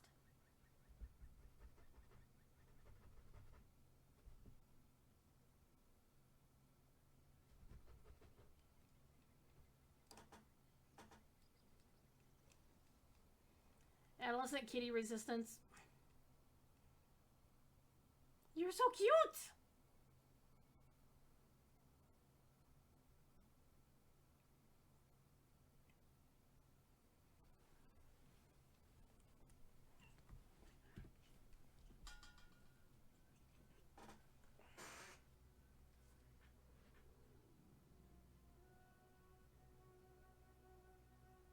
Hey, Stormlust.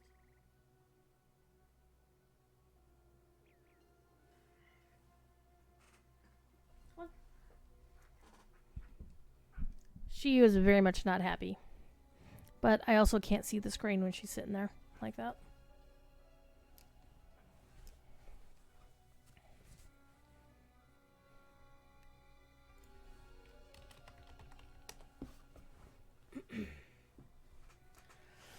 Alright. Let's get back to it. I can see my game again. The barrel is empty, but there are traces of Nargok smeared at the bottom. Oh dear.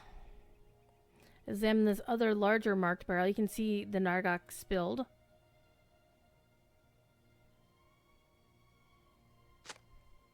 This barrel is also empty of Nargok as you stand up. Uh-oh, it's already been loaded.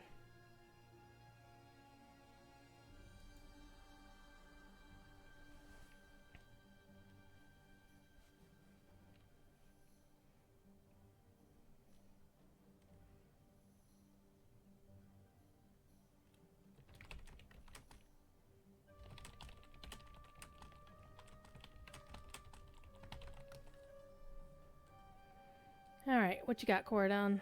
I have made an unpleasant discovery, my friend. While I searched for the Nargok stockpile, I was surprised by the number of Airsworn Corsairs when it came to fighting. But they were not content to engage in combat with their blades alone. They threw glass jars containing a small quantity of an oily substance at you. I evaded this attack with little difficulty. Am I not an elf of Lorien? But when the jar shattered... Oh no. Nargok is, of course, Greek fire, which is a blue flame. Nargok is not Druidsfire, I'm just saying. Some of the Balachad's Corsairs have been given jars of Nargok to use in battle. We must retrieve these jars from them. Afterwards, let us meet back here. Okay, let's go beat up on some Corsairs. A little glass vial, a little glass vial.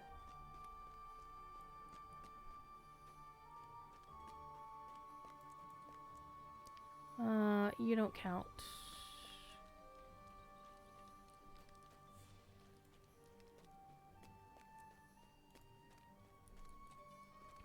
So I didn't mention that I was in my post on Blue Sky that we're going to discuss the content creator program, or at least my thoughts on it, because I have many thoughts, as one might expect. I do have the insight, and I was actually a little bit surprised that Cordo actually said that people could ask me questions if they wanted to. Okay, here we go.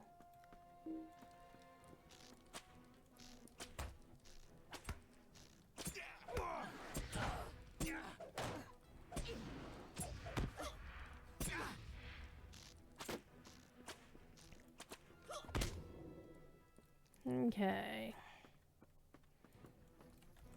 I mean, the main difference that I can tell from the two programs is that the Lotro streamers, the folks who stream on Lotro stream aren't being automatically included. We can still apply if we want to. But we're not going to be automatically included. We still have to apply. And I think one of the biggest things about the content creator program is that people are freaking out about it for a couple of reasons. And some of them are like well-known Lotro content creators because they're like, I don't hit these numbers. Okay. The numbers are basically for a baseline for folks who aren't already known to Standing Stone on some level.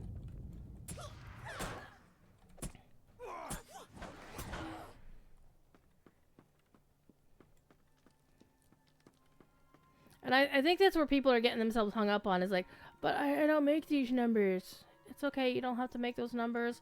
It's a guidepost for, again, folks who are not normally Lotro creators. The folks who are actually, I'm a content creator and I might try Lotro. I honestly don't know how many of those they're going to get because I can only think of like one person in the DDO content creator program who actually communicates with everybody else who is not a regular DDO creator, right? Did they play a whole variety of games, but DDO is just one of them. Everybody else is somebody who's already been streaming DDO as their primary game.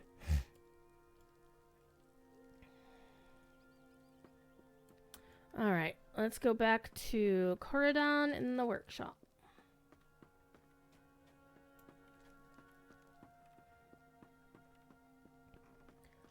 So on that particular level, and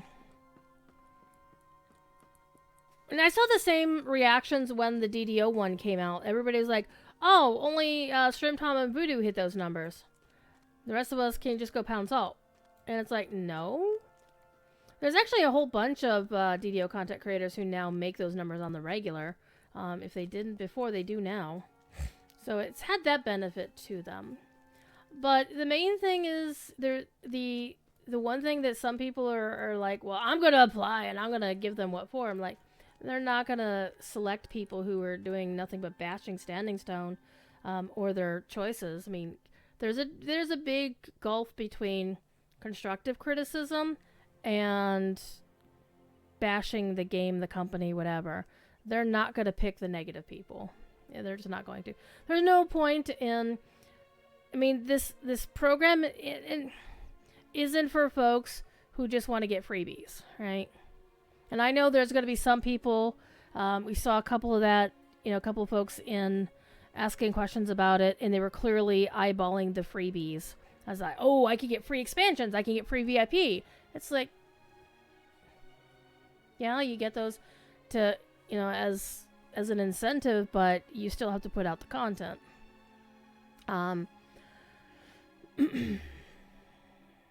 However, there's also the basic idea of they don't want yes men either. Again, constructive criticism has always been okay, but there's a lot of people who define constructive criticism in a very different way than some people do. Bashing the game, the company, or the developers is not constructive criticism. And some people seem to think it is, and it's not. And constructive criticism is a very specific sort of mentality and context. But again, they don't want yes men. They don't want people who are just going to, kiss their asses. I don't kiss their ass. When there's something about the game that I don't like, I'll say I don't like it. I'll say why I don't like it. And I may even offer an alternative ideas like, well, maybe they should have done it this way, or maybe they should have done it that way. One thing to bear in mind is I'm not a game developer. Nobody in our community is, by and large, a game developer. We don't know all the inside baseball. Or if you're the New England Patriots, the inside football. Because, hey, I guess they're going to the Super Bowl, and I want the Seahawks to win because the owner of the Patriots gave money to the political hellscape, shall we say. So. those are consequences I would love to see. Anywho, back to the content creator program. Basically, you just have to be somebody who's out there, who's known. If you're only posting your shit on your YouTube channel, branch out. Make YouTube shorts. If you have a philosophical disagreement with how TikTok, their new user agreement, and decide you don't want to be on TikTok anymore, there's other alternatives to like YouTube Shorts is another one. I have a video that I'm going to put on YouTube Shorts because I want to test Cord's theory, because Cord was very strong in stating, I think on his DDO stream yesterday, that YouTube Shorts, or basically phone-shaped video, does way more better numbers than horizontal video. And I want to see what happens if I take this this clip I found that I made of myself yeeting a character off of the pier in Minas Tirith and not dying on the way down. The original Twitch highlight got deleted in the highlight apocalypse last year, but I found the original video from 4 years ago and made an actual clip and downloaded the clip, so I have a local copy. I'm going to up that onto my YouTube channel as a YouTube short. And we're going to see what happens with it. So it should be cool. We'll see what happens. Anywho, let's go see what Cordon wants. There's indeed ways to share feedback in a constructive way, even if you dislike something. It doesn't have to be an attack on people and so on. Right. I mean, that's always been my thing. It's like, you can dislike the decision the developers make without being shitty to the developer, right? You don't have to say, so-and-so needs to be fired because I hate this feature in the game.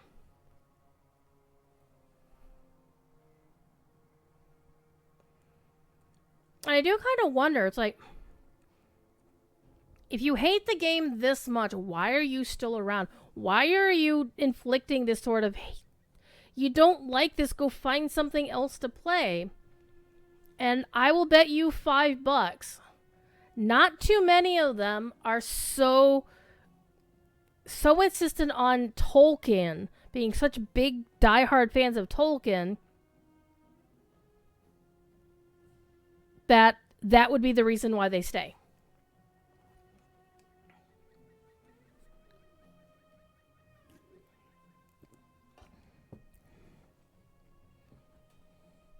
If you told somebody like that, well, why don't you just go play another video game? Their answer isn't going to be, because there are no other Tolkien MMOs out there.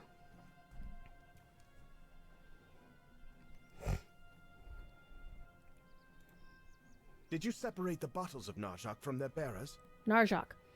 Good, for I have done the same. I found a stack of parchment within an encampment of the Orkai. I think the soldiers knew not what to make of the papers.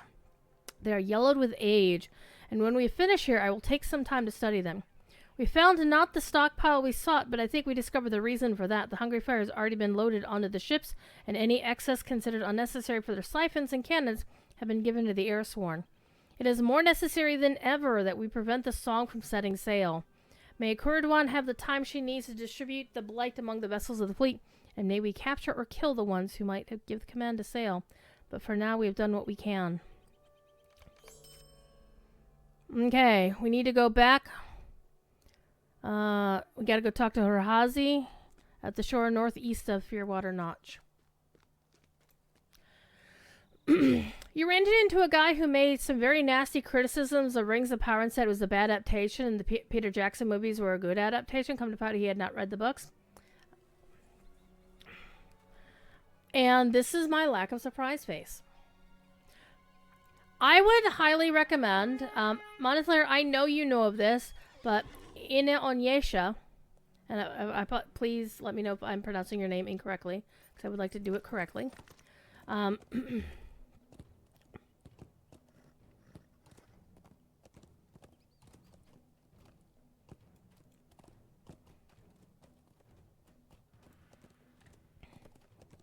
We're going to ride back to the Fearwater Notch.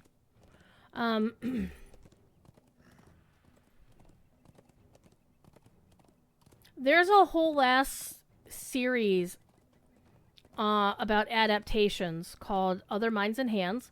It normally streams Mondays around 4 p.m., 4:30, quarter to 5 Eastern Time. It's hosted by Dr. Corey Olson, my boss, the Tolkien professor. And the other host is Dr. Maggie Park, who is actually way more well known for being in the film industry. So she knows what goes on in the making of films and TV shows and whatnot. So she's an expert on adaptations and being in the writer's room. Be in the room where it happens, the room where it happens, the room where it happens. Want to be in the room where it happens, the room where it happens. Ooh, let's fall in the water over here. Or let's not fall in the water. Oh, okay, we fell off here. Alright, that'll do. I would also point you to, if you're actually curious to see folks discuss Rings of Power from a scholarly and adaptation perspective, go watch Rings and Realms on YouTube. It's youtube.com/ringsandrealm. Rings and Realms. And they basically go through every single episode of the series. And they go through a very... We're going to rubber band, aren't we? Yep, we did. Oh, wow. How did we manage that? That's a very skinny horse. And they go through every episode of the Fine-Tooth Comb and talk about all the style choices, or all of the choices about how this character, why this character is doing what they're doing.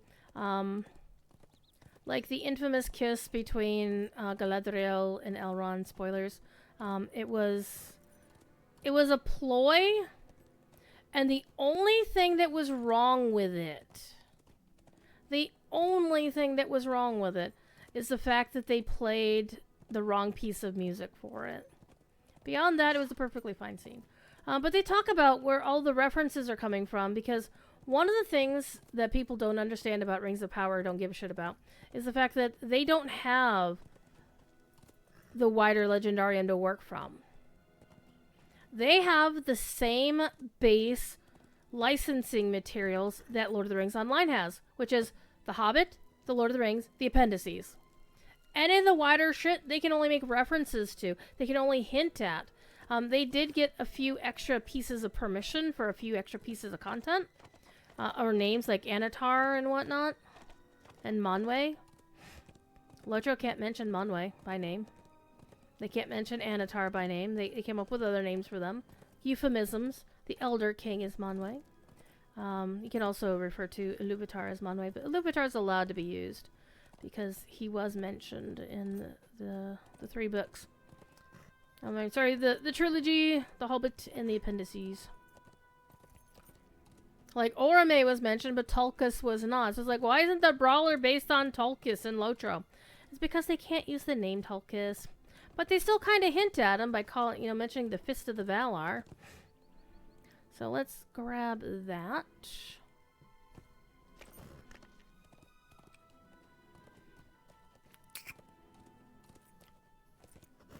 But I have to say, if anybody who likes the character Faramir thinks that Peter Jackson did a good adaptation, then I don't know what's wrong with him, because Peter Jackson assassinated Faramir as far as I'm concerned. This is a good spot. Dispose of the swords you gathered, and the water will erode the sharpness of the blades, rendering them unusable by our foes.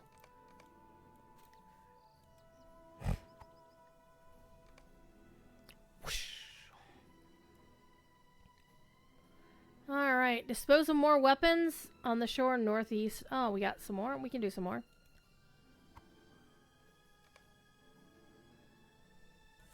And throw the rest in. And Denethor. Yep, Denethor got... Wave farewell to the weapons that can no longer be used by your enemies. I love it.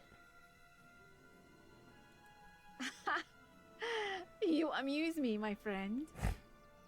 Now the air-sworn corsairs and the soldiers of Orak will find it more difficult to threaten the peaceful lands downriver should Kurduan's plan not succeed, but I hope it will.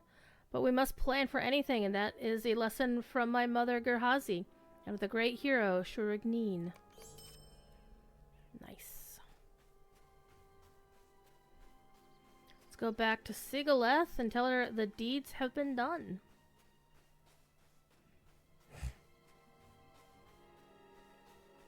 Just remember where the notch actually is. It's over here.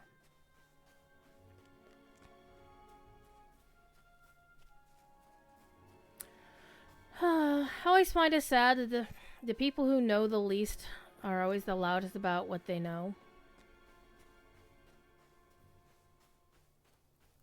And there's like no reasoning with these folks, right? It's like you can tell them that you don't know what you're talking about. Yeah, Gimli isn't a burping alcoholic. Merry and Pippin aren't morons who end up leaving the Shire by accident. Or tries to make it filmable, but they think it's 100% book faithful. No.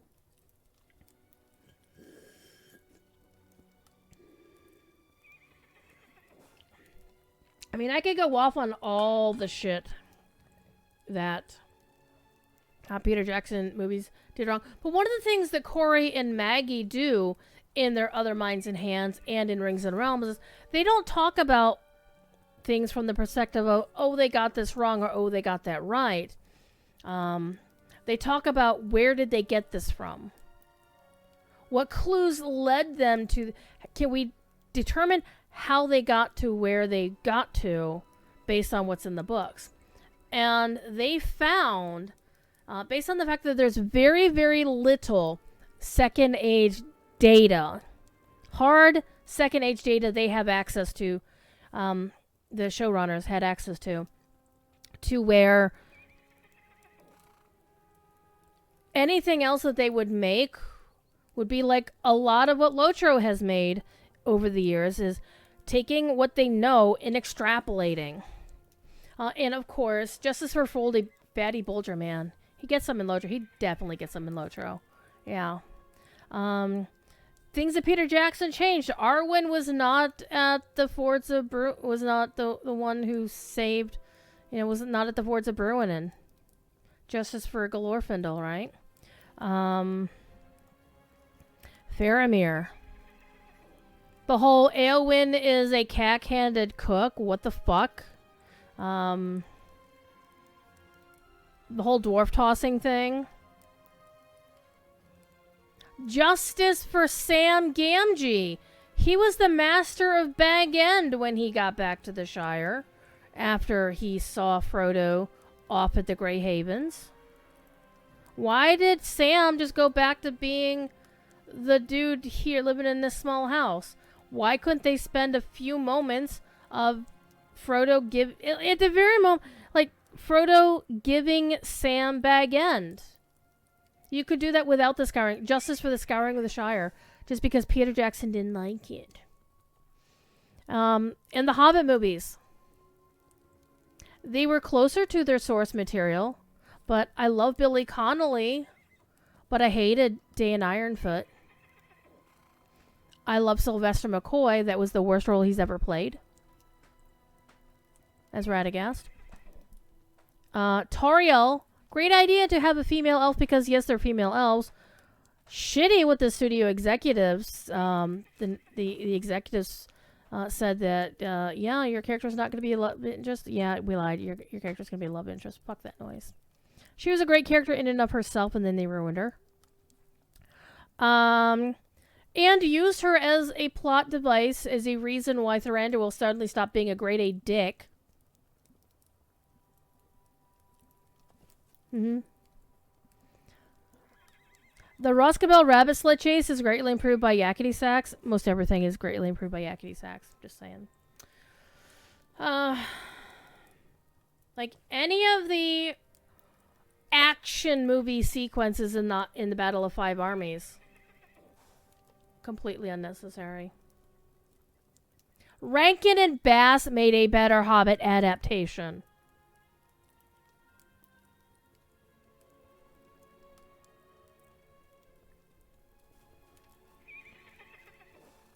Because they kept what was in the books without changing what was in the books.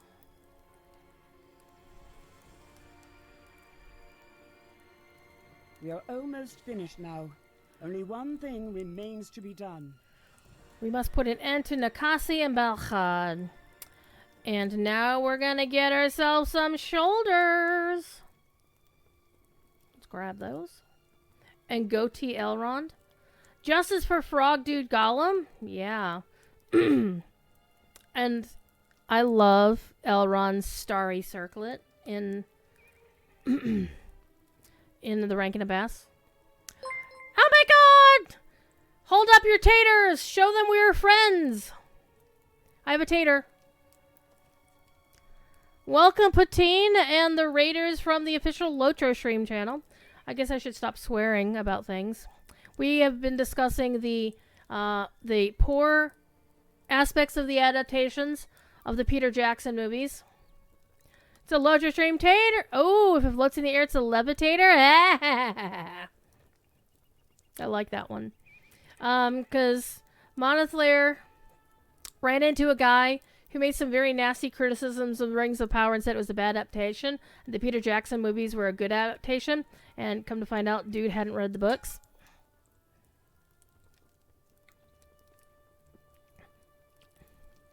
Look at my Asmodee thing. I put a big dent in it a few weeks back by dropping it on the floor when it was full of water and ice.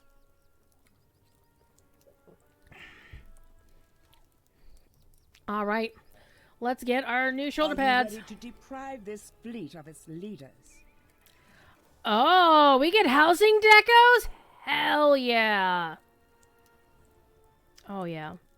You only give the word and I will search for the ruins for Nakasi and Balakha. They cannot escape the four of us. You, me, my brother, and the Demuri warrior Rahazi. Meanwhile, Kuridwan will continue to use the blight to damage the seaworthiness of the song. It will not be long before the song is at the bottom. Every vessel lies at the bottom of the lake. We must give her time enough to distribute the blight to every vessel of the fleet. You were talking about who would Sauron from Lord of the Rings with and without the ring. We were talking about who would? I'm not sure I'm parsing that. With my shield? I don't actually own a shield. I own several swords. Who would defeat Sauron with and without the ring?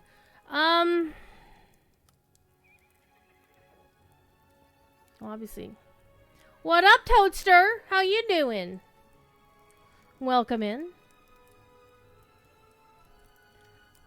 By the way, Raiders, I'm Druidsfire. I'm one of Potine's colleagues on the official Lotro channel. My streams on the official are generally when Professor Corey is around. They're at 3 o'clock on Friday afternoons, Eastern Time. When Corey is away for reasons, like he was this weekend and will be next weekend, I go right after when Cordovan used to go. But now I will just start. How's the adventures? Surprise bees! Oh god, bees! You think you remember from the David Brevik streams? Hell yeah. David and Devo Brevik. A.k.a. Greybeard Games and the Jungle Queen. Yep, my good homies. I miss those guys. Yes. And for some reason, I'm still a moderator in both their channels because they haven't unmodded anybody. They haven't streamed in forever. Wait. Let me take a look at that emote. D&D Torty? Tortle? Like, for a second there, I thought that was Pepe from World of Warcraft, but then I realized, no, it was not. I also stream here on twitch.tv/Druidsfire. Try to do at least 3 times a week. Sometimes more, depending on what's going on. However, as a programming note, I will not be streaming next Saturday because Professor Corey, as I mentioned, will be away, but he'll be at SoCal Moot, which is a moot that runs on West Coast time, which means it won't end until probably 8 or 9 o'clock Eastern time, so I won't have time to stream next Saturday night. But maybe I'll do something Friday evening. Like, I'll do my Lotro stream in the early afternoon during Corey's time slot, and then maybe Friday evening I'll do a second stream. I am doing more Lotro streaming. For those who have missed me doing Lotro streaming, for the past couple of months I've been doing the Symphony of the Fae event over in Dungeons & Dragons Online, and also being a Dungeons & Dragons content creator. But I need to kind of build up my Lotro stuff because I do want to apply for the Lotro content creator program. Do I expect to get in? Probably not. It's a different vibe, different field of, they say there's limited slots, and I think there's a long line of folks who are playing Lotro and doing Lotro streams who are doing a lot better at it than I am. And of course, they say you should have put out 15 pieces of content across two of these 3 channels, or these 3 aspects, over the past 90 days. And I certainly have not, but I can point them to the past 10 years of low-tier streaming and content creation to show, what's going on, and I can explain what's going on. So, yeah, I'm going to apply Toadster. Worst they can do is say no, right? Exactly. And if they say no, after PAX East, and I do my annual trip to Cord's house to pet his cat and eat his pizza. That's how I know Cord makes decent pizza, is he makes it himself. He makes his own pizza dough. It's very strange. And I'll probably just go I'll do sad puppy eyes at him. And he still won't change his mind, because it's not his decision. We'll see. Cord said on Court of the Rings, you don't need to be reaching all those. I know. See, Toaster, I'm a DDO content creator. Nobody except Voodoo and Strim Tom make those numbers on the regular. Maybe Nacho sometimes. Tavern Tales. Some of the folks hit them some of the times. But yeah. I am more in tune with what they're looking for than you are. So yeah, I'm still going to apply. And I've already talked to him about it. He said you should apply anyway. And I think a lot of people are just kind of spazzing out and freaking out about those numbers. Those numbers are for outsiders, for folks who aren't already in the choir, right? So these are for folks who don't normally stream Lotro. This tells them, okay, this is an actual active streamer. They can be a little bit more lenient with the folks who are already in the house. And I'm sure they're going to be. Because, Queen Parathian was kind of concerned about it in Cord stream yesterday. Because I was there. Even though I didn't say a lot, I was there. I'm always there. Did you know I used to co-host his stream? And then I yelled at him once and he kicked me out. But yeah. I'm going to miss the weekly Court of the Rings streams. But I can also see the need for having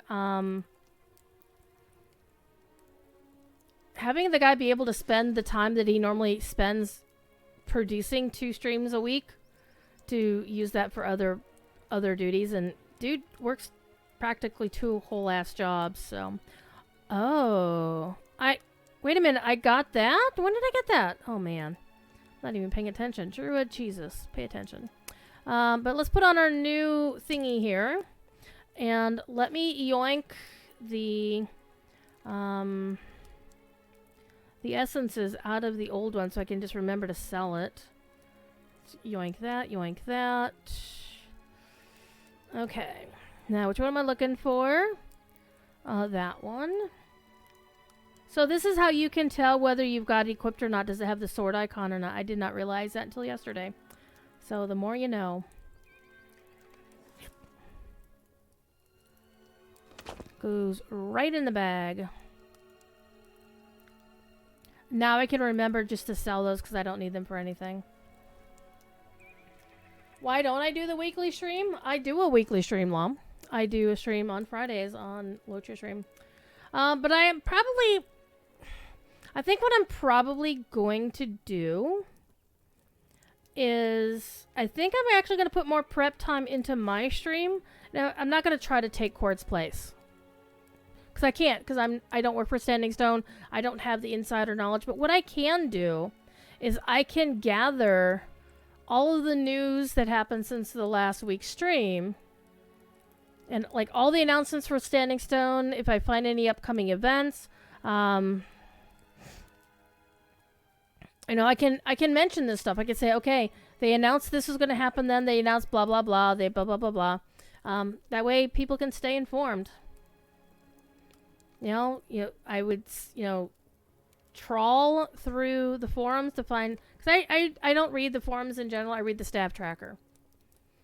Why? Because I don't have time to read the forums. And quite frankly, some people in the forums are kind of shitty. And it's a lot easier to ignore to somebody who's being shitty on the Discord than it is on the forums. And you can, but it's a bit of a... I have so many people on ignore on the official Discord. Anywho, let's go do the thing. I am ready if you are. They will not long hide from us. Atop the island. Now we will end the threat of Balakard and Nakasi once and for all. Alright, Sigileth.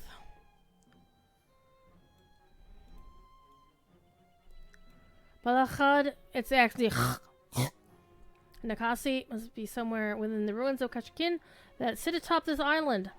From that high place they can survey the fleet. It will not be long until they begin to see the effects of Kuradwan's interference. They must hurry. We must hurry. They will have defenders posted on the bridge that leads to the ruins. Prepare for a fight. Okay. And I can also do that on the DDO side, but my DDO stream isn't until Sundays. And I will be on DDO stream tomorrow night. And we're not going to be playing the Symphony of the Fae because I'm done. I decided I'm not doing it anymore. I got the 5 main items that I wanted. I got both horses, both long Reaper cloaks. Watch your step and fall not. And I got the winter wings. I don't care about the summer wings. I'm just kind of done. I don't want to do it anymore. So I'm going to be playing Chill of Ravenloft tomorrow.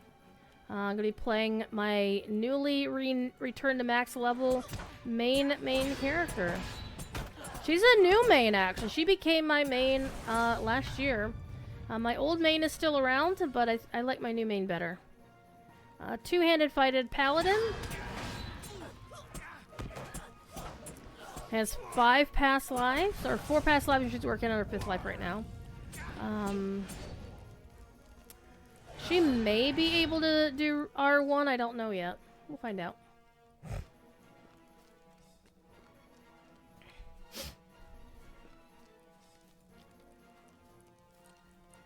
Alright, our friends are here. With so many corsairs here about, their leader must be near. Okay. Up here! That was loud enough for everybody to hear. And I'm assuming that we're gonna be told... Oh, there they are. I don't think he's gonna die. I think we're gonna have to do an instance for them, probably, I imagine. Balakad, the time has come for you to die. We should have let you die in the desert. Wait, lower your weapons. I would first speak with you. Okay. What do you want? My childhood was one of tumult. My mother and my father spoke often to me of Castamir, instructing me that it was our duty to follow his example. Often I wondered if they were right. Was it true that elves would always seek to keep our people underfoot, subject to their laws and their shadowy rule? Could my parents have been wrong? From time to time I saw the elves of the oasis, the Kintai, in the markets of Umbar Baharbel, and they seemed otherworldly to me, but never sinister. In truth, much of the evil I saw came from the hands of men. Did not the kindred of the coins hold me captive and chase my mother into hiding at the conclusion of their uprising? Was I not threatened with torture by Azagoth Sea Shadow and Nakasi Wave Reaper? But then I beheld the terrible battle where the waterfalls ran red, and I saw the monstrous orcs that emerged from Utugbur. I heard the battle cries of the ferocious Utugi, and I saw the corpses piled at their feet. I perceived the name of their masters, and they were called the Tharduth. From afar I heard the wizard Inkanush speak of them as he strove against their powers, and I knew them for what they were. They are elves, of a different sort than you, bloodthirsty, unwilling to listen to reason. A terrible evil of the ancient world has awoken to endanger the lands of men, and it is in form and nature precisely what my father believed it would be. Castamir was right, and my parents were right, and in their names I have gathered those who would fight to save the world from elfkind. Nakasi and I have set aside our quarrel. Can you and I also not set aside our differences? With her ships and my loyal heirsworn, we will free all of Middle-earth from the grasp of these ancient elves, and those who aid them. You could be part of this. If you will stand with me, I would welcome your prowess. You know how dangerous the Tharduth can be. The enemy of my enemy is my friend? If you will not stand with me, you will die on this island. I don't think so.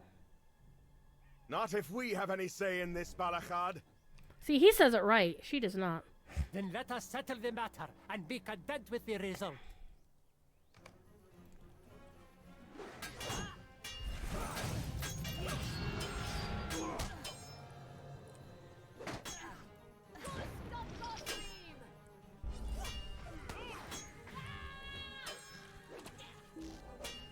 Let me get these two captains out of the way. Nope. I can't attack them. Can only attack him. Balakad! What has you threw down to the fleet? You. Is this your doing? Hi, Nikasi. How you doing? What has happened to the fleet? Oh, a little something something. From the upper reaches, I witnessed something unbelievable.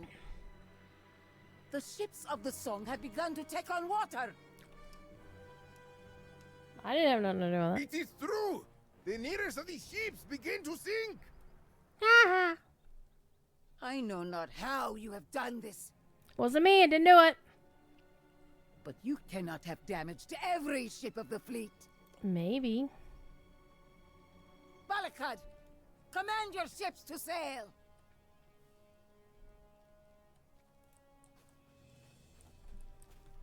You will go nowhere. Coradon, block his retreat. You will be our guest until the Golden Maiden has finished with the last of your ships. You elves are always so confident in your own abilities. How will you react when someone reveals your weakness? Coradon! No! See, that's what you get for turning your back on him. On her, actually. Don't worry about me. We have to stop them. Oh, no.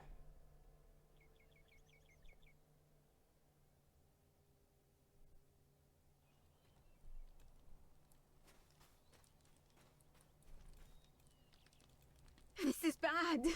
Kuradon lies bleeding, and Balahad and Nikasi escape us. They will sail the surviving ships down the songs waves and down river to war. Through our efforts, most of the ships were damaged and cannot sail, but not all.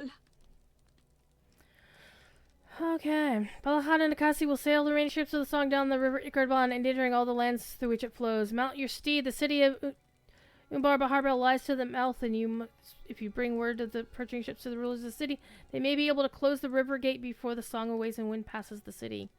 Speak to me if you will do this. Alright. Outrun the wind, outrun the waves. Oh man, Coradon. Ride with as much speed as you can. You must get to Umbar before the Song of Waves and Wind. Ride for Umbar. Ride with haste. Oh, where the heck? Oh, crap! The ships are there. Okay.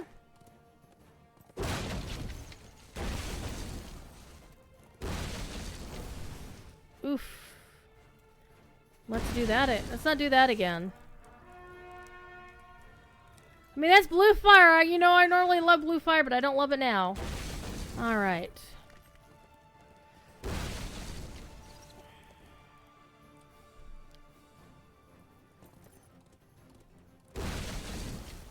Man, they don't give you a lot of space to run around.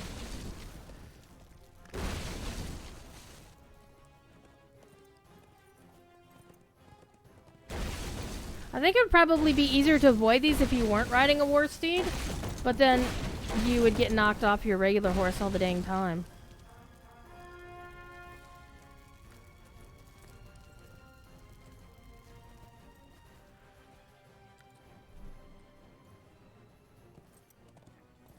This is actually really cool.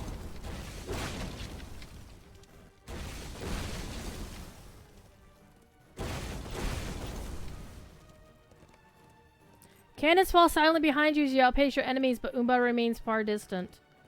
Oof. Not that far distant, apparently.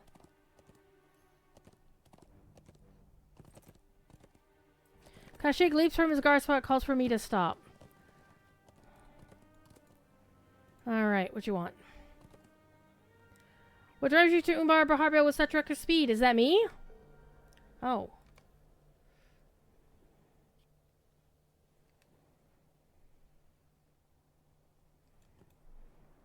If this fleet is as dangerous as you say it is, the city is in grave danger. It is indeed. You must hurry onto Umbar. Bring your warning to the guards at the gate and I will follow behind you. Okay. Let's go!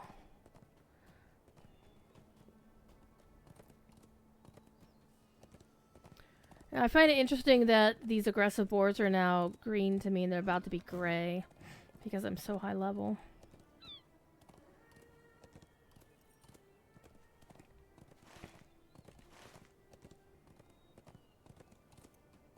Not gonna lie, it was a little bit of a jump scare there with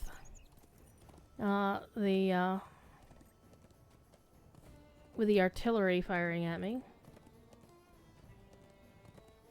On the other hand, what I could have done is, you know, if I'd run back and forth, cause them to use all their ammo way back then, that would have, you know, that would have been interesting, but I probably would have died doing it.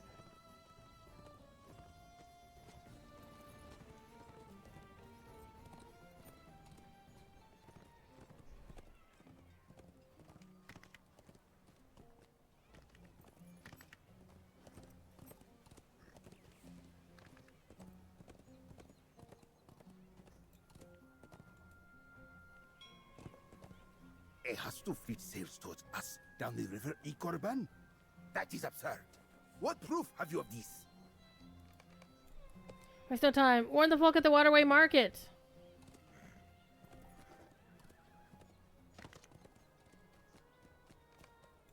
Oops, back up, back up, back up, back up, back up.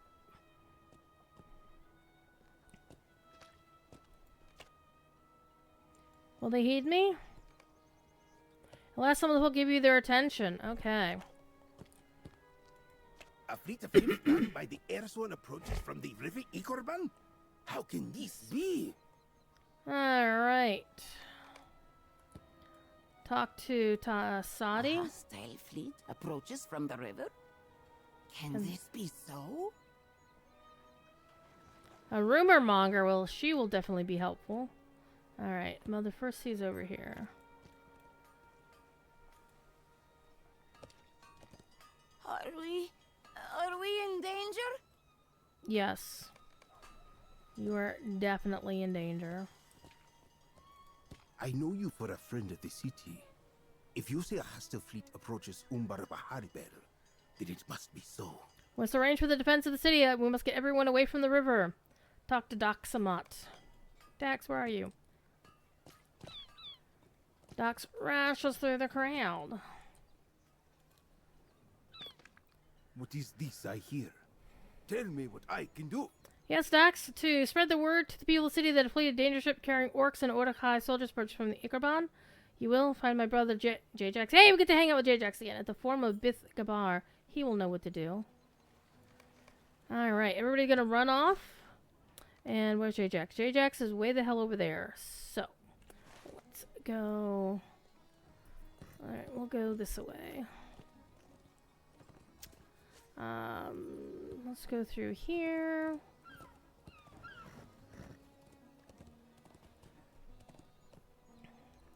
Let's actually go over this way and go over this way. Because we can go through the gut now and they're not going to attack, I don't think. And if they are, they're going to hate it themselves.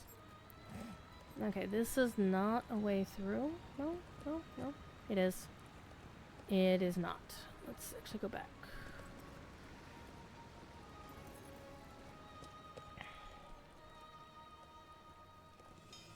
Hold on.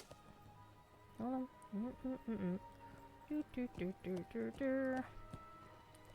There we go.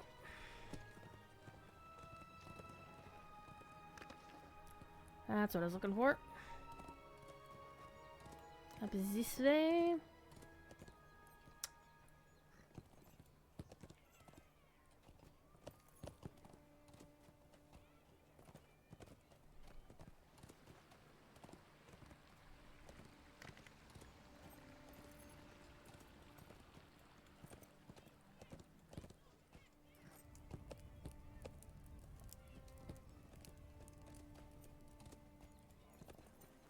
There's our boy J-Jax. Oh, the game pronounces his name Jaw-Jax, which kind of makes sense. What did you say? A secret fleet sails toward the city? And I was not informed? You're informed now, you dingbat.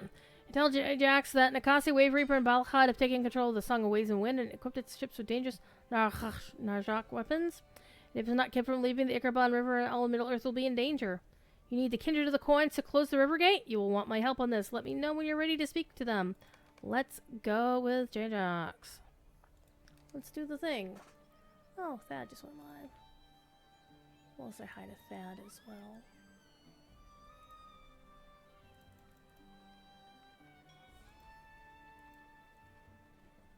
well. Okay, let's do the thing. The kindred of the coins will listen to me. You will see. No one can refuse Jar-Jax. See, Jar-Jax. I love this character because he is so full of himself and so full of shit sometimes, but he's not ineffective. It is not too late, my friend.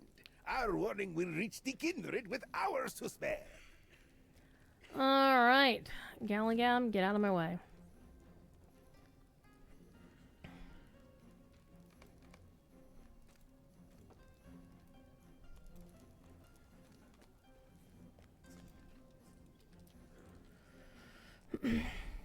Fire warning, we save the city. The kindred will surely seek to reward us with our actions. Let us hurry. Remember, Koltek is a traitor.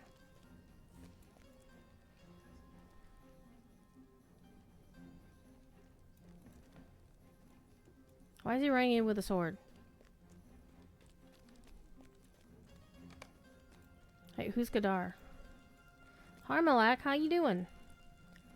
Face is lined with worry. What brings you with such urgency to Darlaja? You tell Harmalak that Nikasi Wave Reaper sails a secret fleet armed with Narjok cannons and crewed by orcs of Mordor and soldiers of Mordok down the Ikarban River. She frowns uncertainly. You are certain of this? You have seen this fleet? I have swum around it.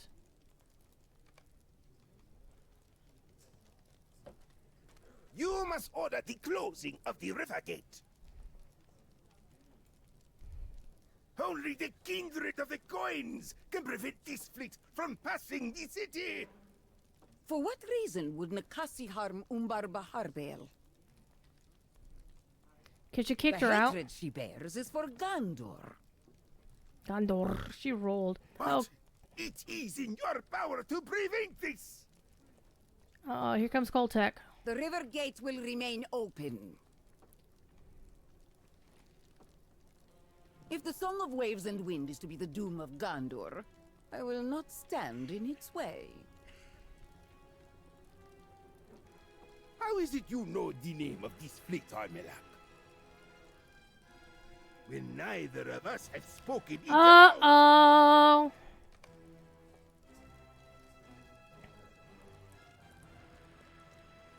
She was in on it too.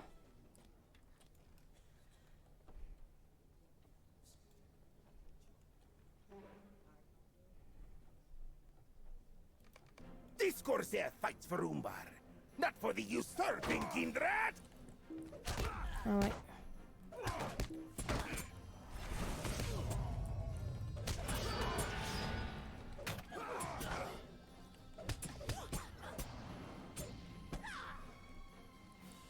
Oh, game.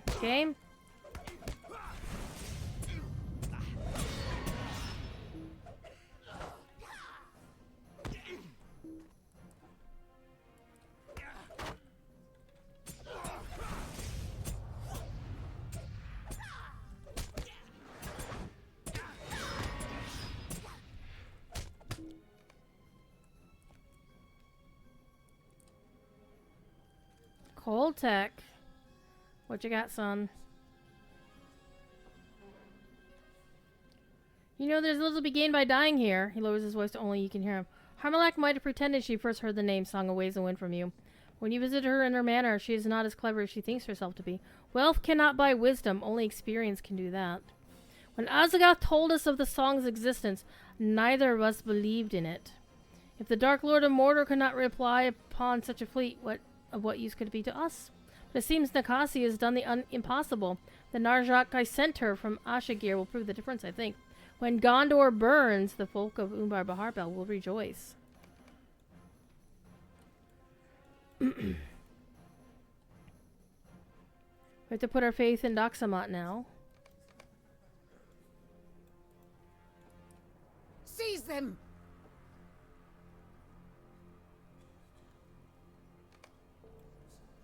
we're going to jail.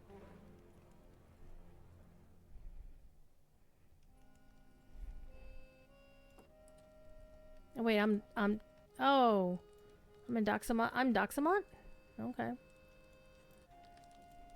It is not much, Dax, but you can stay here as long as you need. I've lived here ever since Kinsman Belander ordered my release from the jail following his return from Ikarban. Many of my fellows were freed as well. I did not know what Belander saw there, but I'm grateful for it. You can stay here until you learn what has happened to your brother. There has been no word of him since he and Phoenix went to Darlaja. You can leave your belongings. Yay, I ding, and I'm not even myself. Go through the door behind me in the hall. The storage room is on the door. Is the door in the left? Oh, Doxama takes the lead? Heck yeah, let's go.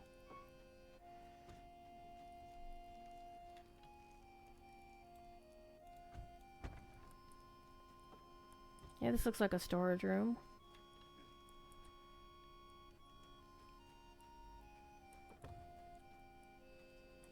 In a corner of the left storage room. This looks like left. Unless he meant a left storage room. Nope, not that.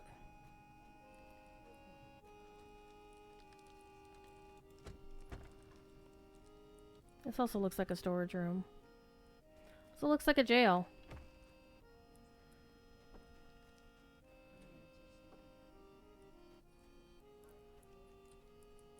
Okay, where am I supposed to leave my stuff?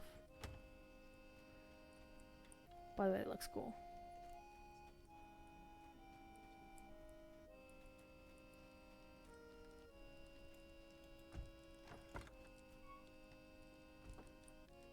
Unless there's one upstairs.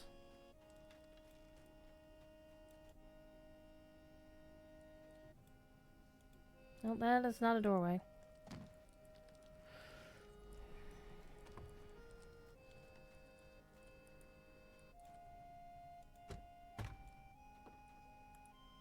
I say meant this says left, even though it's to the right.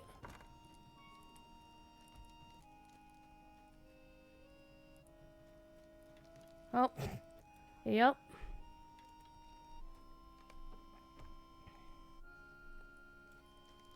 There is someone here for you, Dax. A Mamir dwarf I have never seen before. If he's not a friend of yours, I will send him away. If it's true that an enemy fleet approaches the city, we should not draw attention to this place. Alright, who is here?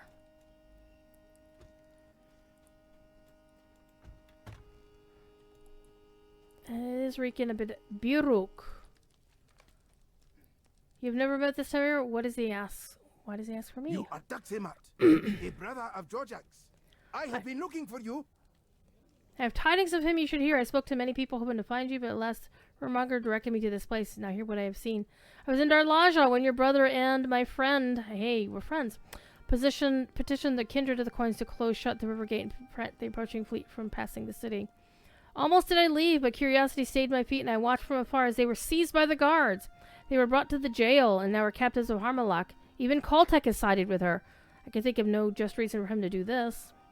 I fear the kindred of the coins has betrayed the city. Even now I hesitate to return to the streets, and may keep watch for any who witnessed her duplicity. She proved a friend to many of us in the city. How can they justify imprisoning her after such monumental deeds on behalf of Umbari and Temamira alike? Okay, Utor. You need a way to pass unseen from this refuge without being seen by spies loyal to the kindred. I would not call this day fortunate, but perhaps this matter alone I have some good fortune to share. Pass through the door behind me and take the stairs down into the cellar. You will see what I mean. Alright, I knew we were going to the cellar. I knew we were going to the cellar. This story is so damn good. We got a boat. We get a boat. We get to ride a boat. A small boat bobs in a platform. Look at that boat. It's so cute. We're going to get an actual boat ride. Ah, I see what your friend has in mind.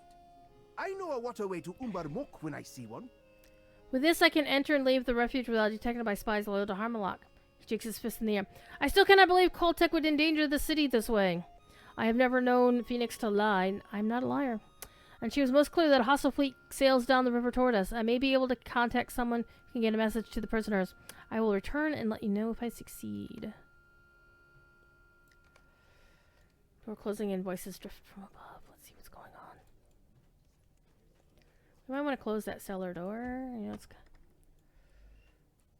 there's Felix and Casa. Rumors spread like wildfire throughout the lower ward. Is it true the Phoenix has been imprisoned by the Kindred of the Coins? I can think of no reason for her to languish in the jail, especially if she sought to warn us about this approaching danger. Why would the Kindred support this attack? My husband owes a great deal to Tumuldo Fiercewater, who convinced him not to join Balchor during the war. But that was a different Kindred, and people say Tumuldo was slain. I was there when it happened. People also say you and your brother are my close companions. Tell us what you must do to help, and we will do it. Okay. Felix? Word spreads through the city that the hostile fleet approaches on the Ikorban River. And that Phoenix has been imprisoned for trying to stop it. Can this be true? My wife Costa and I named Phoenix a friend. Any who seek to harm her must answer to us. My deadliest days are behind me, but I have mates enough throughout the Shield Isles and the Cape to make things difficult for the Kindred of the Coins. If they truly have betrayed the city, as the whispering suggests, if the word of the advanced scouts can be trusted, it seems likely. They say you can hear orcish voices from at least one of the approaching ships. Yeah, there's some orcs on there. Lots of orcs. Alright. The people turn to you for guidance, Dax. You stammer to Itor that you don't know what to do. You rest an assuring hand on your shoulder. Ask yourself what Phoenix and Jawjax would do if they were here.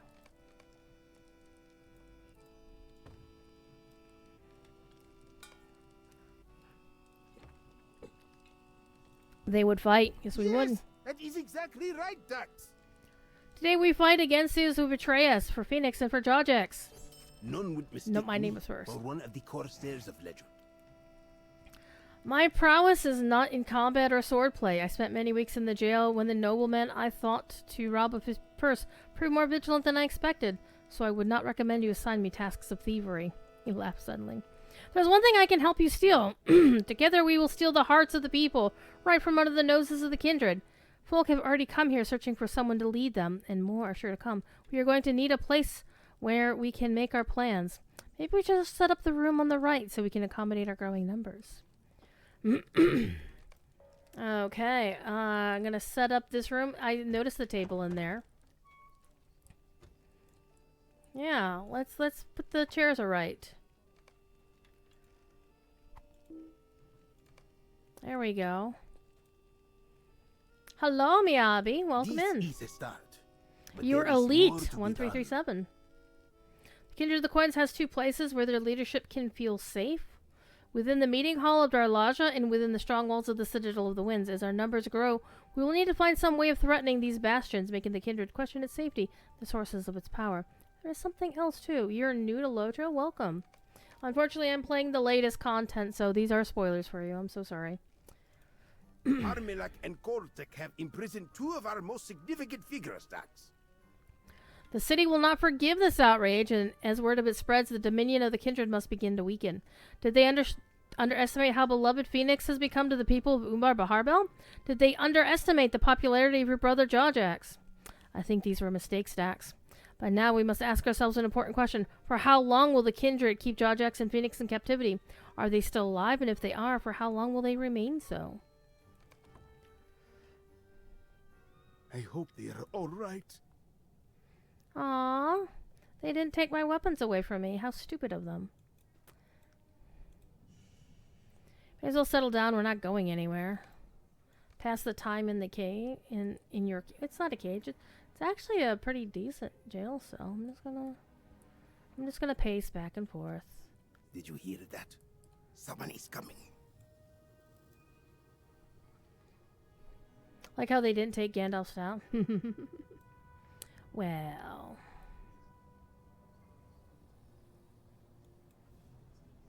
Hi, Gadar. Hi, Harmalak. I trust you two are comfortable. Well, you're not making us sleep on the floor, and it's not Why damp in have here. you come here, Armelak? You traitor. Such hostility. I feared the din of celebration in the city above might keep you from sleeping. The people rejoiced as the song of waves and wind passed the city and sailed on to Gondor. You tell Jawjax that Harmalak is lying. She lied before, and she lies again. For what reason would I lie to you now? Victory is already mine. Gondor will burn. Umbar will triumph. You have forgotten something, Armelak. You may learn it again, to your sorrow. What have I forgotten? Umbar is a free city. I know it well. I have made it so. The kindred of the coins overthrew the heirs of Casimir and the Church of Barkush. Barkush. The people did this. How will they react when the castle returns with her fleet? How will they welcome its crews of Erswans, Orcs, and Orthakai?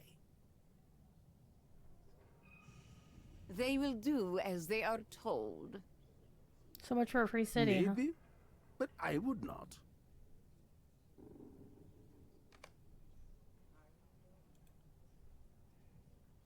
It will not be as you say. The people of the city will know why I would not close the river gate. If the Song of Waves and Wind could not leave the Ichabod, Nakasti would have turned the Narjok cannons upon Ubar Baharbel. Should we have sacrificed our own city for the sake of Gondor? You ask Harmelak if she truly believes that Nakasti of Balhad would have destroyed their own city, and she waves a dismissive hand. You believe the people of the city share your uncertainty. Alright, bye now. When next I return, you may believe differently. Farewell. Dun dun dun dun.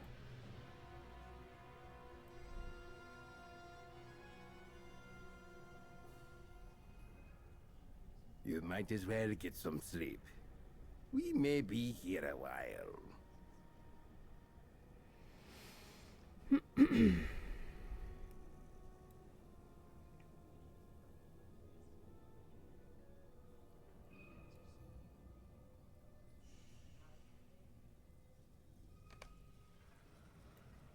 Mysterious girl watches. Oh, is she the girl that we fed from the thing? I think I have to click on her. Nope, wait for her to speak. She was the girl that we gave that meal to down in the Umar Molk. Man, she could practically slip through these cages. Go get the keys. Go get the keys.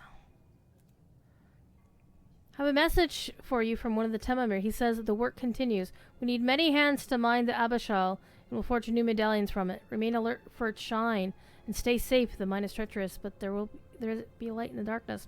She turns to go, but she hesitates. She faces you again, and you try to remember where you've before heard this voice. We watched as the ships passed the city. One galley tried to block the way to open water, and it was sunk.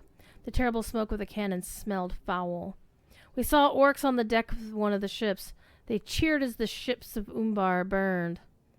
The water could not quench the blue flames. Well, that's because it's a Greek fire. The pain in her eyes. Oh, can't see her eyes because I did not always live in the shadows of Umbar Mok. I had a home in the city once. Family who loved me. But they did not survive the flames of Barkush. She doesn't sound that young. I have been to Fisa ever since that day. Yeah. I remember her.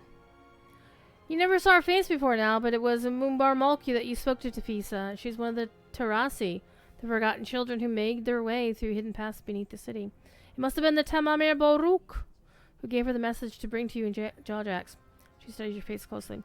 I watched the flames destroy my home once, stranger. They were orange and red then, the embers lit by servants of Balhush, but a fire is a fire. No, blue fire is best fire, unless you're using it on your allies. Then it's bad. The ships will set ablaze the homes of Gondor, but they will return, and when they return, the conflagration will spread to the homes of Umbar. I can help you escape, but I have a price. Nothing comes for free. There's no such thing as a free lunch. Yes, I know. 10 Stuffle. If I help you to escape, I need something from you. A promise. Will you swear to destroy the ships and their masters? I'll do my damn best.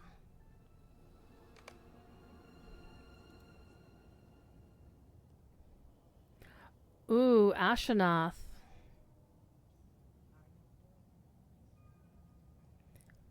She became Tafisa, but she was Ashnath before. Her name here says Tafisa, though. Hold on. So this is like where you give the Black Book of Mordor, like, will you give it to Karazgar?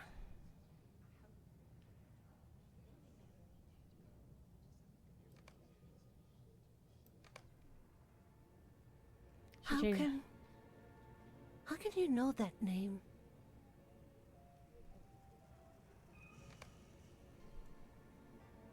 Okay. I don't know what a wakey wakey Jawjacks.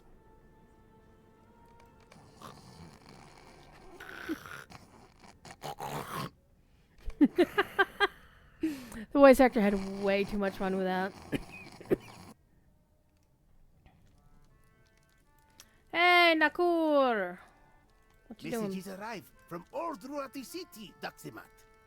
The song of waves and wind passing so near the city caused our numbers to grow. The people cannot disbelieve the evidence with their own eyes. Lee Nightingales! Oh my goodness, I haven't seen you in forever. How you been? Hope you're doing well. But the kindred of all these ships to sink in Umbari Galley. They've allied with orcs, and by doing so are no better than those vile creatures. The fleet has sailed into the bay and left us behind, but the kindred will still come to rue its passage. I've been running hither and yon all morning. Let me rest, I beg you, only for a moment. Once I've caught my breath, I will return to the work. You tell Nakur he should rest, for he will be of little use to Ilmagoli, the rising tide of rebellion, if he falls down from exhaustion. He smiles gratefully. I only need a moment, Doxmont. Really. If you climb the stairs and check to see if Seket has slipped any more messages under his door, my rest should cost us very little. There were none when I last checked, but it was a few minutes ago. Okay, so there's where the stairs come into play. It's like 4 a.m. over there. Oh my god! That's right. I remember where you are in now. But it has been a long, long time. Uh-oh, secret parchments. Shh. The messages slipped under the door by an ally to Ilma Goli's cause. Already there are more messages from elsewhere in the city. Events are moving quickly, Doxamont. You should spread out those papers on the planning table. More folk wait for their orders. Planning table's in this room over here. Shesha is here. Hey! Rumina and I can move unnoticed through the lower ward with great speed. She's the one who had the cat with all the fleas. Until the moment we want to be seen and be heard, I am confident we can spread the news of Parmalak's betrayal of the city and that Koltek may be aiding her. Not maybe, he is. He did. It will not be difficult. It will not be difficult. Few of the Umbari failed to see the enemy ships as they passed the city. It was apparent to all that their corsair crews have joined hands with soldiers of Orach and the orcs of Mordor. It is an outrage and a mockery. I understand there's a plan in motion to free your brother in Phoenix from captivity. Has there yet been any word? Perhaps Buruk has returned. We are in chapter 18.5 out of 19 chapters of the Song of Waves and Wind. So, oh, Buruk is back. What's up, bud? I bring good news from Umbarmok, Jaximat. My contact has spoken with her. She and Jawjacks, I should say, are being held within the Fleetfast jail. And the Tarasi girl is willing to show us the secret way inside. She seemed very insistent that if she performs this task for us, we will see that the enemy fleet is destroyed. I know not if that is within our power, but I told her we consider it. We need Phoenix and Jawjacks freed. We can consider nothing until that happens. Am I right? Yes. Voices raised in anger. Ooh. Hello?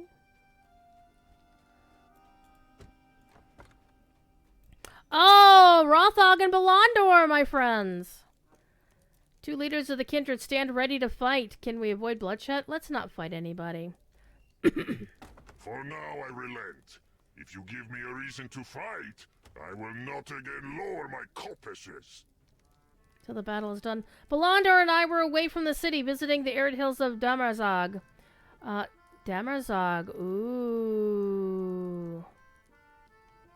South Gondor. And looking for evidence of the Tharduth. We found none, but when we returned to Umbar Baharbel, the shouting of its people could be mistaken by no one. Someone had allowed a fleet of Mordor and Ornak to pass by the city, and it sailed to the bay. It turned its cannons upon Umbari ships. Even now, the wreck of an Umbari galley smolders within the blue flames of the hungry fire. Some members of my kindred seem to have allied with this fleet, but only one arranged for me and Belandor to be away from the city when it arrived. This was the work of Harmalak. She knew this fleet was on its way, and she wanted to ensure Rothok did not stop it. Okay, Belandor, what you think, man? You are Duxamat, yes?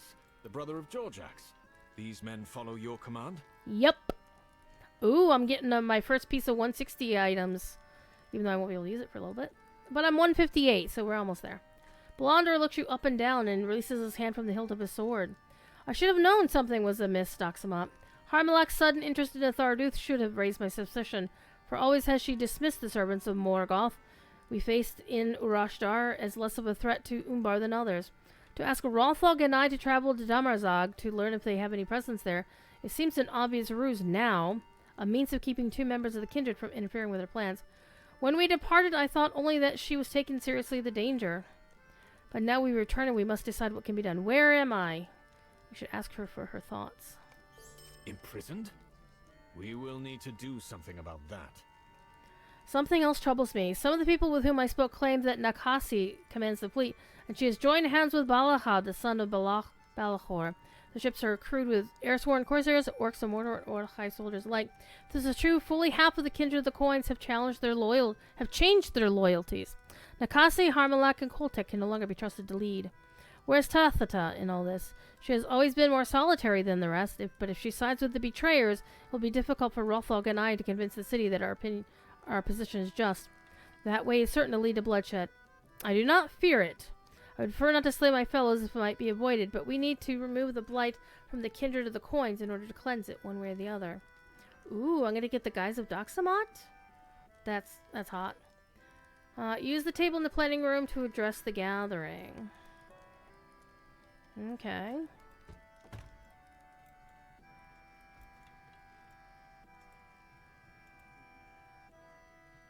I'm speaking convincing words. Give your allies their orders in the planning room of the refuge. Rumina and I have many contacts within the Sailhaven and the Lower Ward. We will spread news of Harmalak's betrayal and rally the Umbari to march upon Darlaja. Corsairs and mariners, vendors and caravan drivers, even the troublemakers and brigands of the Gut. All these folk have reason to overthrow the rulers who think to sell us to Mordor or to Orach. Even the corsair Jeduth may join us in this. He has retired from the privateering trade, but he will see the rightness of Ilma Goli's cause. Okay. Biruk. There is no need to draw stones, as is the custom among my people in Garbarakat. I know what duty is set before me. First, I will go to Makab Kufar with this unpleasant news. Koltek has jeopardized the lives, safety, and wealth of the Temamir people. I will bring those of my fellows who agree with this position to the Shoreward Stone, where we will seek an audience with Inuk Jewelbrow, the Hall Father. One way or another, Koltek will be removed from power for his part in this calamity. While I do this, someone else must make use of the secret entrance into the Fleetfast jail in order to free your brother and me. Alright, Itur. I know of a place where many weapons are stored, Dax. Beneath Dahal Hulis in Kamra Bezur are racks and racks of weapons for use in the arena. But that is not all we can take from there. The gladiators revere Rothog as a great warrior and leader of the city. If they are shown he sides with us to overthrow the villains who betray Umbar Baharbel, we will have attained not just weapons, but fighters to wield them as well. We must not underestimate the reputation of Rothog the Storm. I'm actually surprised that he's on the side of the good guys. When they first introduced the Kindred of the Coins, I was like, oh yeah, he's bad guy. I love that they're overthrowing that initial thing. Hold on. Why am I getting tagged? Hold on.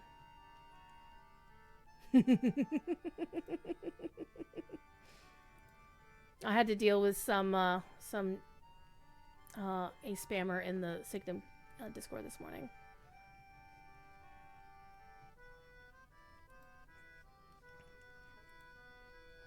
Alright. The prospect of facing him in single combat was enough to keep me safely and content in the jail. I knew not the kinsman Belandor would free me from captivity without fighting only days later. But I did know not to face Rothog on the Bloodsands for my freedom. But today I will fight for freedom from the traitors who pretend to speak for Umbar. But I fight beside the storm and not against him. This is so juicy. Alright. I'm gonna go rescue myself from prison. You have given these folk their orders, Doxamat. What now is your role to play? You tell Belandor that you are ready to free your brother, Jawjax, and the hero, me, from the Fleet Fast jail. But before you can say anything else, he shakes his head. I think not, Doxamat. That is a dangerous undertaking. I cannot say how it has happened, but you have somehow become the leader of this rising tide, and Ilma Jolie.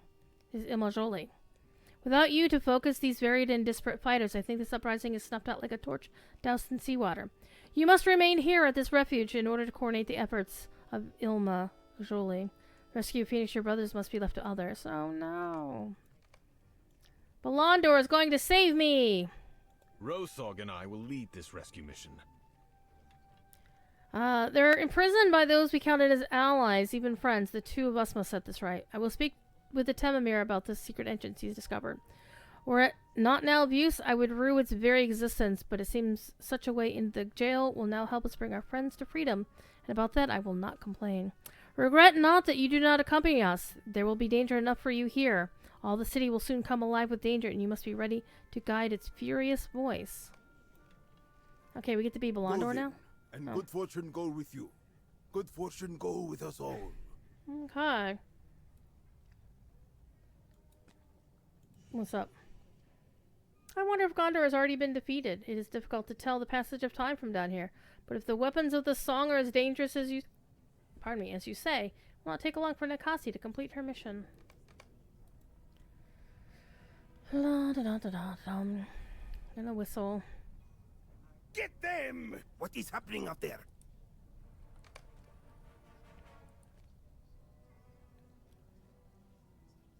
Hi. You may want to stand back. Rothog?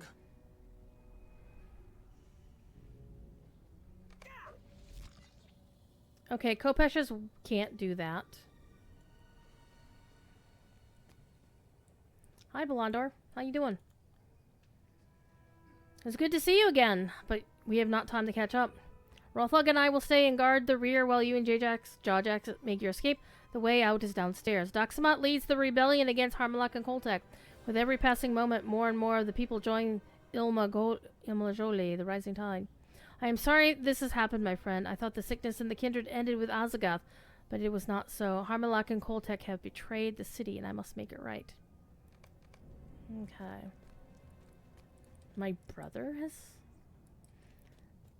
My brother? Did he say Doxamat leads the uprising against the kindred? My brother, Doxamat? There has not been some misunderstanding. My brother is one who follows, not one who leads. I am the one who leads. I know I said we would put our faith in Dax, but I didn't expect something like this. We'd better go. I have to see it before I will believe it. Alright. One of these guards might have the keys. You should free us some friends on our way out. Oh, okay.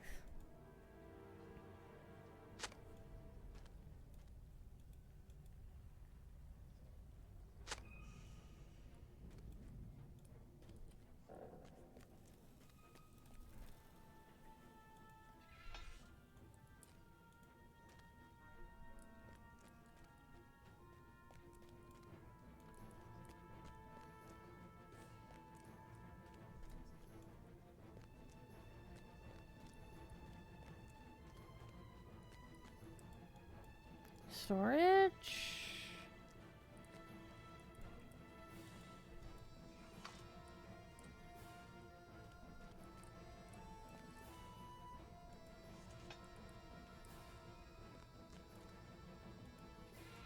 We're letting everyone out.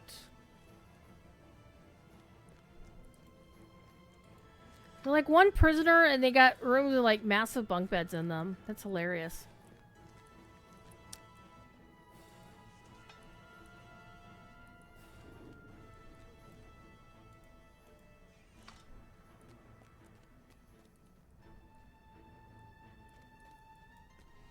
Oh, at least there's 2 in this one.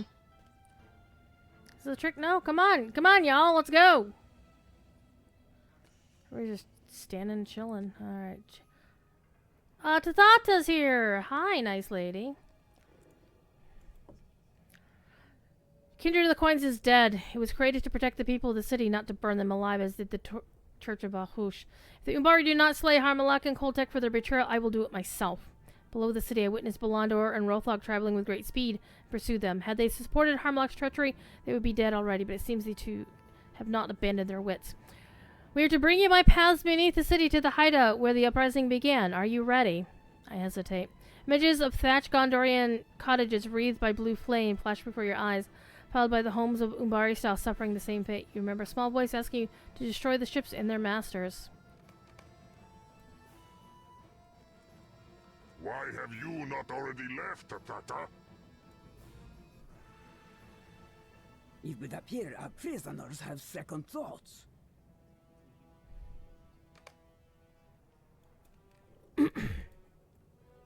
What is the cause for this delay? The city above is a tinderbox ready to catch fire at the slightest spark, and Ilma Oli cannot now be stopped. Tell Belandra you fear for the people of Gondor, unaware of the deadly danger that sails for them, and nods for the people of Umbar. And for the people. It had occurred to me that Nakasi will not give up this fleet when her business in Gondor is completed. She will return with it to Umbar Baharbel, with any passing wind will be enforced by the cannon and the hungry fire.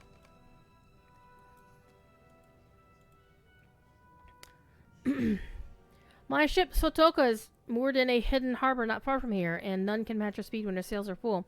You asked Tathata if she would be willing to pursue the Song of Waves and Wind to Gondor despite the danger, and she stares at you seriously. On my last voyage with Nakasi, we sailed around the coast of Outer Gondor. Our purpose was to prove to the new king of Gondor that despite the defeat of Umbar in the war, the kindred of the coins was not without strength. Umbar would not be subservient. Umbar must be treated as a powerful neighbor worthy of respect. But when Tumuldo was slain and the light in Nakasi's eyes changed. Hatred drove her. We encountered a grove of a tree tender on the Cape of Anphalas.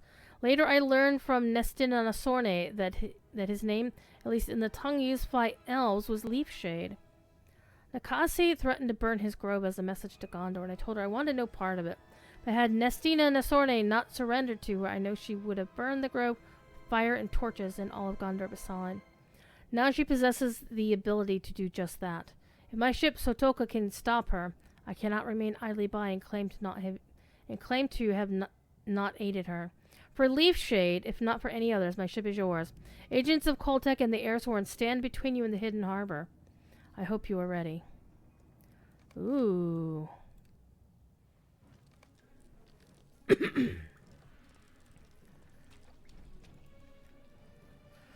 To traveling a short distance, you hear the sound of foes ahead of you. The hidden harbor is just ahead. We must cut through these foes if we are reach Tathata's ship. Attack! Hi, guys.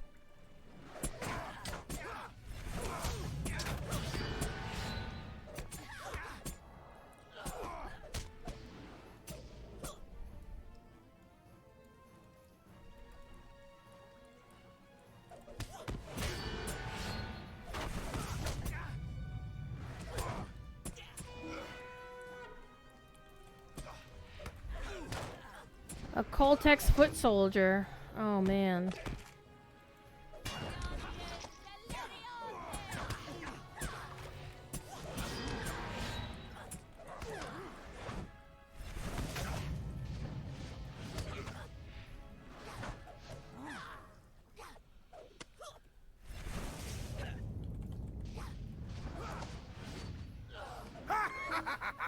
It is good to get my blood flowing again!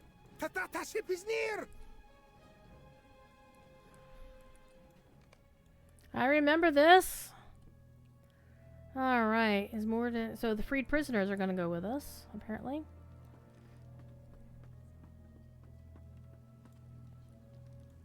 Tathata is the kinswoman of the lower home where I make your home, okay. What would Sirgon would say if he were here to see this? Yeah, Sirgon is unfortunately not with us no more. This is not your first visit to my ship, Sotoka, but today you are welcome. Alright, we're going lower decks.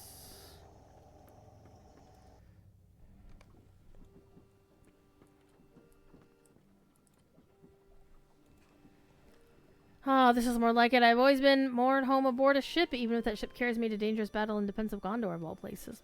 At least the legend of Jawjacks will continue to grow. We will leave the uprising against Harmalak and Koltek in Daxamat's capable hands. Huh? Capable? There's a first time for everything, I suppose. I hope we're not making a grave mistake. Alright. Gonna talk to everybody on the ship. Thank you for the follow, Surprise Bees. Appreciate you. Okay, let's find Rothog. Never thought I would. I never thought I would serve aboard a ship. Oh, Rothog, what you got? You were sad. You ask Rothog why he's sad, and he grumbles something you cannot hear. When you ask him to repeat it, he has a sigh. I did not think to bring Hershok with me when we came to rescue you from the jail, and Tathata says there's no time for me to go get him. Now we must stay behind in the city instead of joining the battle in Gondor. He will miss all of the fighting. Perhaps one of the members of Ilmagoli will bring him to Darlaja to slay Harmalak or Koltek. He would like that. Oh, I hope they do. Aww.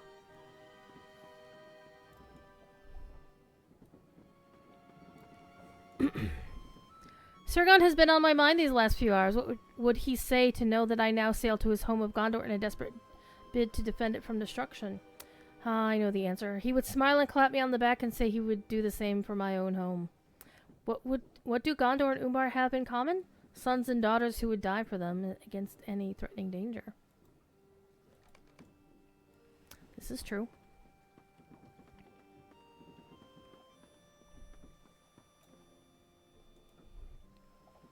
Sotoka is a fast ship, but the song departed many hours before us. We may be too late to prevent Nakasi from completing her mission.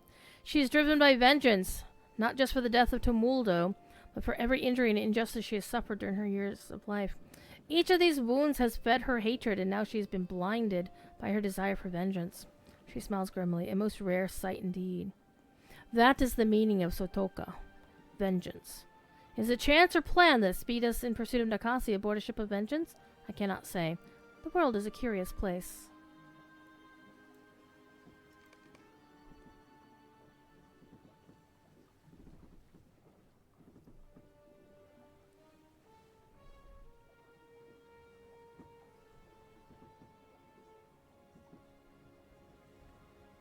But some of those who sailed that way would never return. Ooh.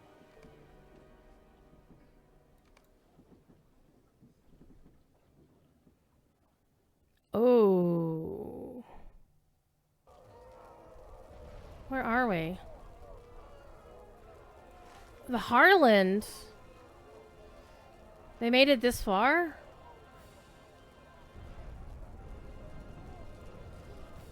The Harland burns. We have arrived too late.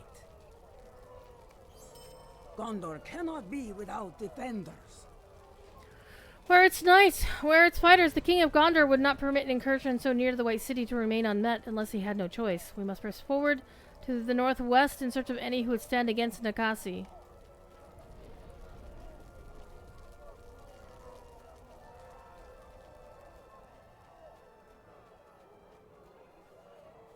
We gonna kill some orcs on the way there.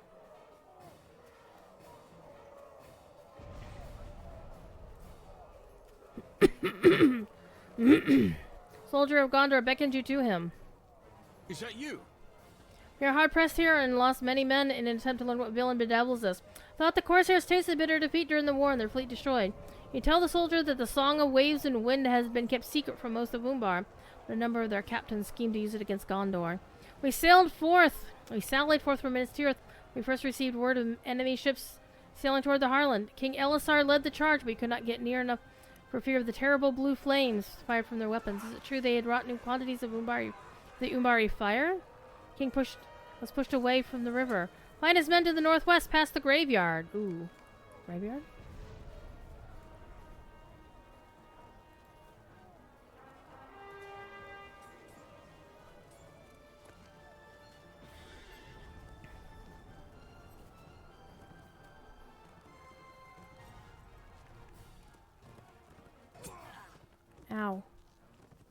Well, there's the graveyard. And it looks like our people are in there.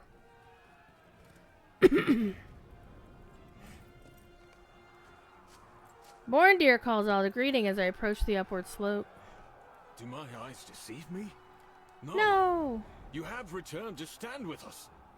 Against the course of Umbar, I hope you have not arrived too late.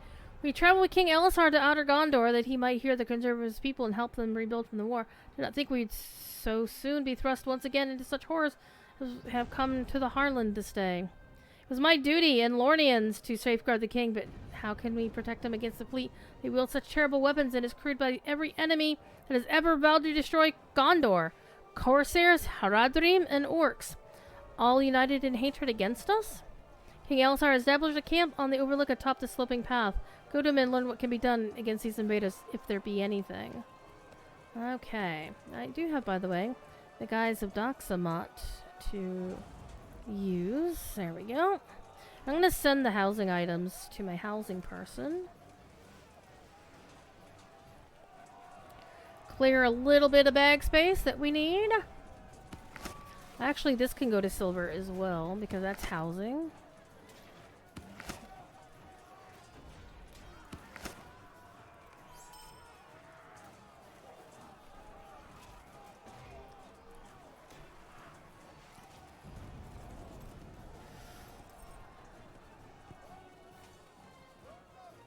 One might wonder how I got my horse all the way from Umbar up here. King Elisar stands atop the overlook preparing for the counterattack. There's Glindor, Apadir, and Lornian. Ooh, remember when we started doing the Song of Waves and Wind? We were told there was somebody who was close to the king who was in cahoots with the heirs of Castamere.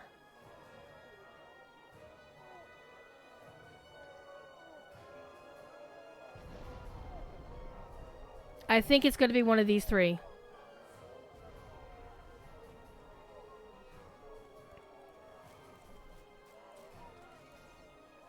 King Elisar turns to face you, his expression brightening as he recognizes you return from distant lands. You return to Gondor in its time of need. I deem that it is no coincidence. Tell me everything you know of this fleet and the villains who captain it. Elisar sighs when you finish your account, but you can tell the events of the day have taken their toll. The death of Nakasi's husband Tumuldo at the hands of the Heirsworn was an injustice, and it cannot warrant such an attack as this. Had she remained in Umbar, nursing her hatred of Gondor, it would be a sorrow, and I would share her grief. But for her to seize the command of this fleet and these weapons and bring them to bear against my people, that cannot be forgiven. 5 ships have come to the Harland, wielding the hungry fire I thought was gone. Nakasi captains the largest of these. 2 others are crewed by Haradrim soldiers, and 1 has orcs aboard. I could not see who commands the crew of the last ship, but from your account I deem it must be Balachad, the son of Balakor, the Scourge. The heirs of Castamere remain to trouble us, it seems. It has been a losing struggle to this point, but perhaps your arrival will help turn the tide. Speak to my attendants here on the Overlook. We'll begin to fight back against these invaders. The ship sailed into the Harlon with no warning. The crew... Well, see, here's the thing. How did they get past Pelargir? How did they get past everything? I don't understand that. The crews of orcs and Haradrim set the port ablaze in the span of a single hour. They came ashore and we met them with sword and spear. Prepared by such ferocity in the time of peace, our counterattack will come, and it must come soon. Face any of those who now pillage the Harlan, and you will help us regain the advantage. Okay.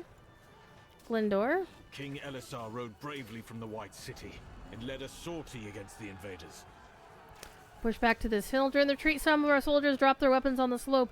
Retrieve those weapons as you descend from the overlook and leave them in the weapons barrel that is placed by the graveyard. They'll be used again. Okay. It's only been a matter of weeks since I traveled with you in Unfalos, but so much has happened. Is it true that the son of Balakor the Scourge captains one of the ships against us? Are the heirs of Castamere behind this attack? I tell Apader that Balakot supplied Corsair crews for some of the ships, But most of the ships are damaged before they could set sail to Gondor. You ask him what you can do to help fight against the 5 ships that made the journey. There was much chaos as we retreated to this overlook, and we were pursued by our enemies. As the king's groom, it is my job to see to the horses, and I did the best I could. But 2 of them slipped from my tending and fled toward the main street that runs through the center of the Harland. They were crazed by the flames, you see. Who among us was not? If you find Agladal and Garanor, send them back to me if they still live. Okay. Well, it says retrieve Gondorian swords.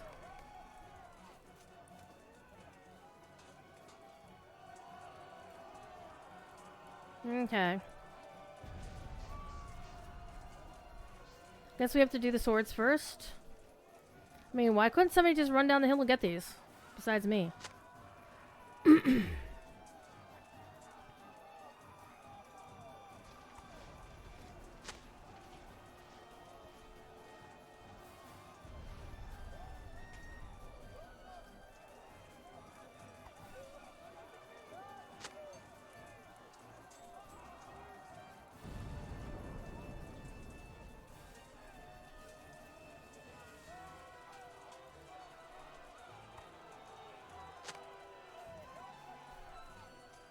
Okay, there's the other things on the list. Okay, there's supposed to be a barrel here near the graveyard. There it is.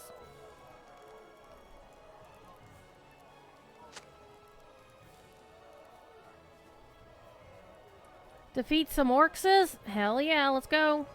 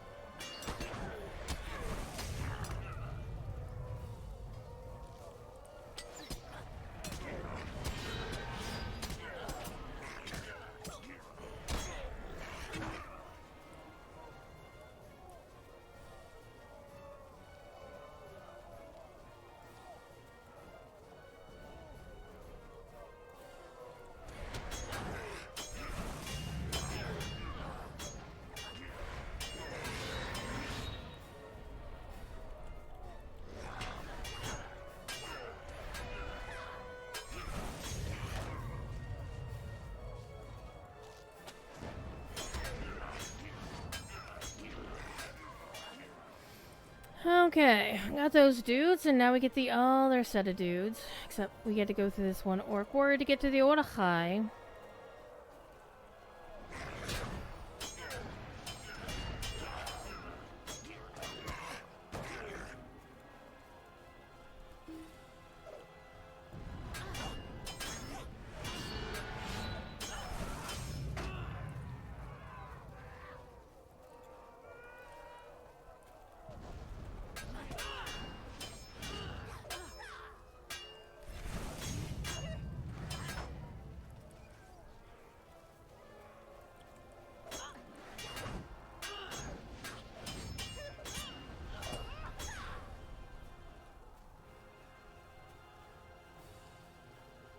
Hello, big troll.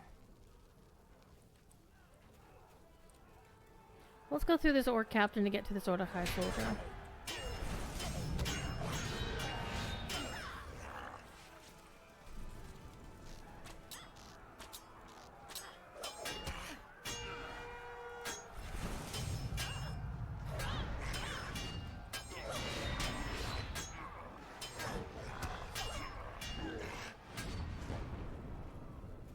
Alright.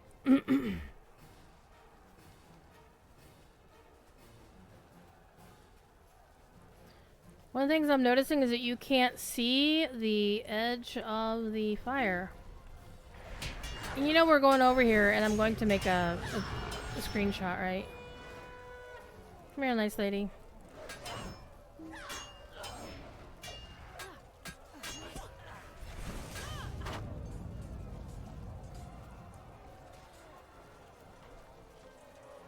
Poor horsey.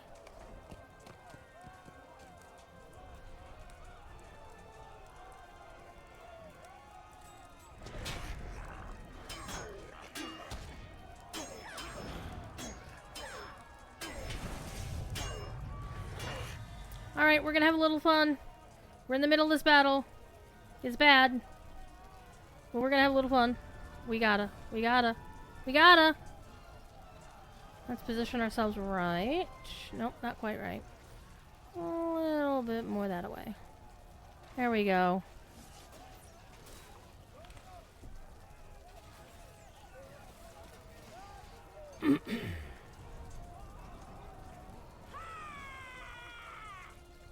Alright.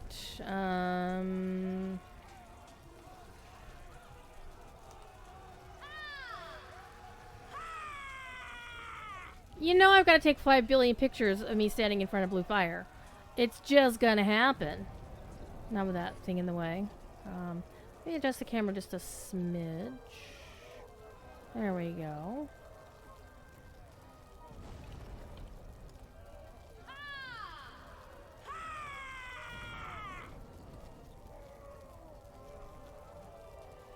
Yeah, that had to be done. That had to be done. Come on. Okay, where's the other horse? Alright, I need another Orachai soldier to murderize. Looks like there's one over there. There's one actually right here. Hey, buddy. What's up? Ooh, you T-posed. Nice.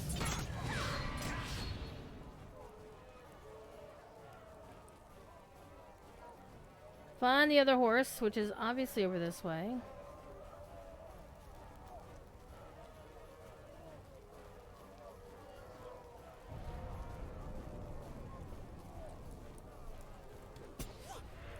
You so totally look like a Gold LeMay era Star Trek Klingon from, you know, the old series.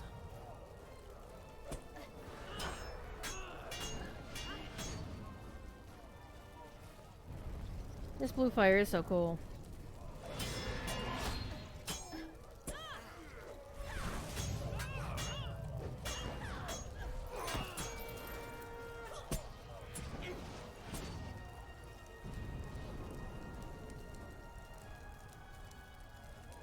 Okay, see the horsey?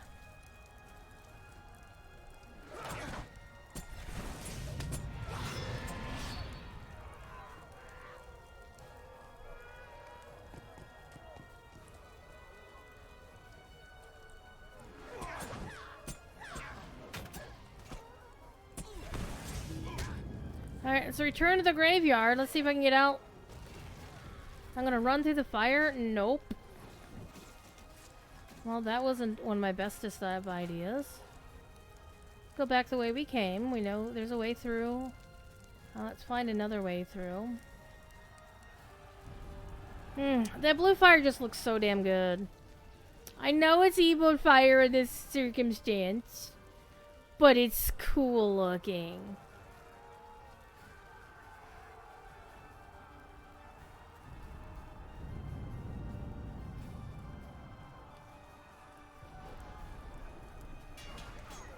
There's a way out.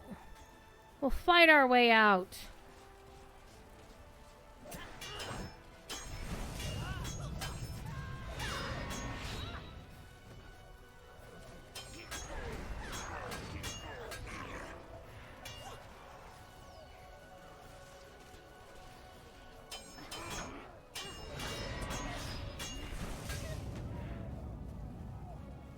I like it how, like, when the human women are injured or attacked, they use the same sort of defeat sounds that you get from, like, brigand women in Freeland or something. It's actually kind of funny.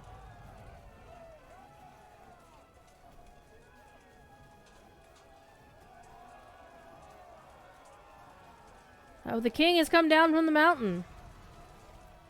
Oh, and there's Belandor. And Aphadair. I think Aphadair is the traitor. Did you see the son of Balakor? I heard shouting above the tumult. Voice described that the heirs of Casimir have designs upon the White City. Could it be true? Yeah, Sir Aphadair, the Heirsworn will not have victory despite their initial success. The counterattack will begin at Elisar's command. Of course. Heed not my jumbled thoughts. I think he's the traitor now. Alright, my king. The king's expression has already greatly changed from when you first encountered him today. His weariness has been replaced with determination. This is the hour in which we fight back against the invaders. Belandor tells me that Kasi has broken with his kindred and is an enemy too of Umbar. I believe him. He counts himself no longer a man of Gondor, but today, by side to prevent Nakasi and her allies from endangering our lands and our homes, so they not be shared. Alright, Belandor, what you think of the king? We have to do something about the Narjok weapons Nakasi has mounted upon the song. Nakasi inflicted great damage upon the Harlon with her initial attack, but her forces are limited. To those who made the crossing, the soldiers of Minas Tirith greatly outnumber the warriors at Nakasi's disposal. When King Elisar mounts his counterattack, they should be able to overwhelm the crews of the song. The Narjok weapons remain the real danger. They greatly make up for a disadvantage in numbers. We have to disable those weapons. I will go with Rothlog to destroy the Narjok weapons aboard the Orc ship. You should find Jawjax on the eastern side of the port city, near the docks, and go with him to destroy the Narjok weapons aboard one of the Orchai vessels. Then we will have leveled the playing field somewhat and given King Elisar an opportunity to mount the counterattack. This is what Sirgan wanted, peace between Gondor and Umbar. I will not allow Nakasi to shatter the chance for good relations between our peoples. Alright.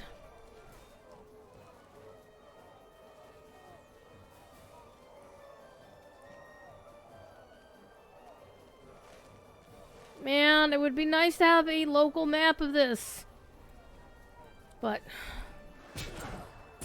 we do not have one, so we'll make do with what we got.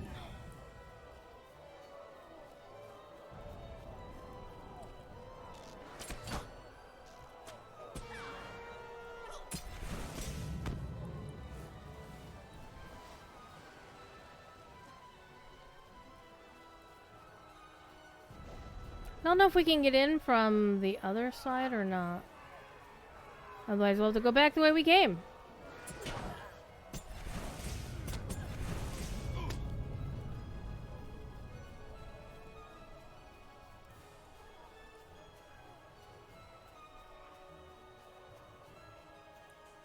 I don't know if we can get through here, though. Game? Game? Behave yourself. Yeah, they have it blocked with fire. I don't think we can do that. We'll try. We'll see if we can get through anyway. Nope. Alright, well, we'll go back the way we came.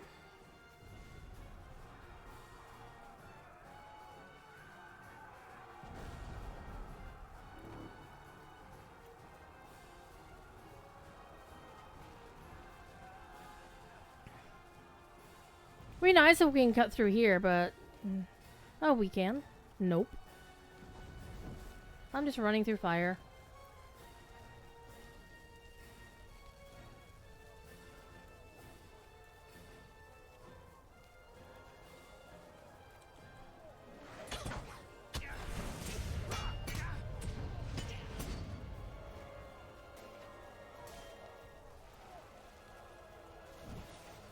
Can't get in through there either. Back the way we came.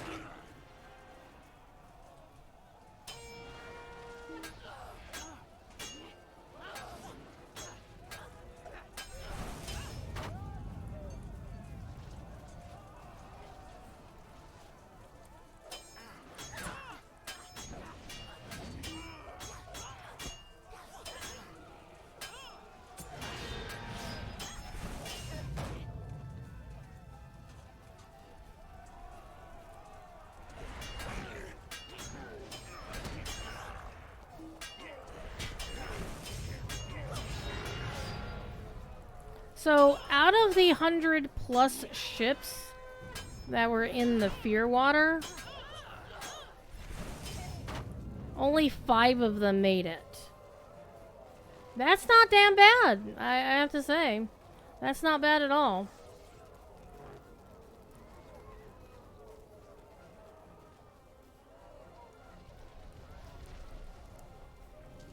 there's Jajax. Stands bravely among the flames not far from the docks. Belondo and Rothog will disable the Narashak weapons on another of these ships. Then, let it be a competition! With your good fortune and my incredible skill, we will accomplish our own mission before they succeed. Oh, okay. We will teach our enemies the danger of harnessing the hungry fire. The voice actor for Jajax is just so damn good. I overheard the speech of our enemies and learned the names of their ships. The Orachai ship Kosagati is moored nearby. The Orc ship Grishulvosh lies at the end of this dock. Need not commit their names to your memory, for they will not long matter. We will teach their captains the lesson of the flames, that he who sets a fire may be the one who burns. We will handle the Orachai, Balandor.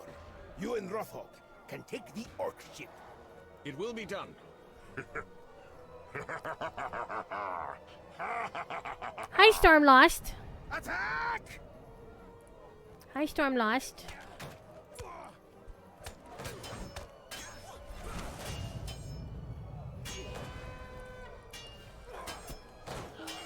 I can't see my hot bars, 'cause my kitten is in the way. Hi, Stormlost. What are you doing? Oh, we're going here.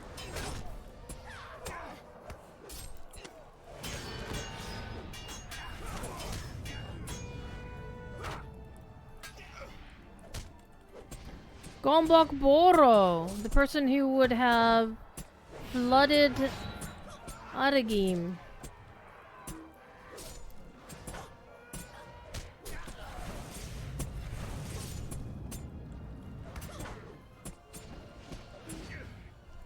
Ooh, Jajax. Alright, let's destroy these things. Destroy the Norzak weapons, but be sure to get clear! Well, I didn't quite get clear, did I?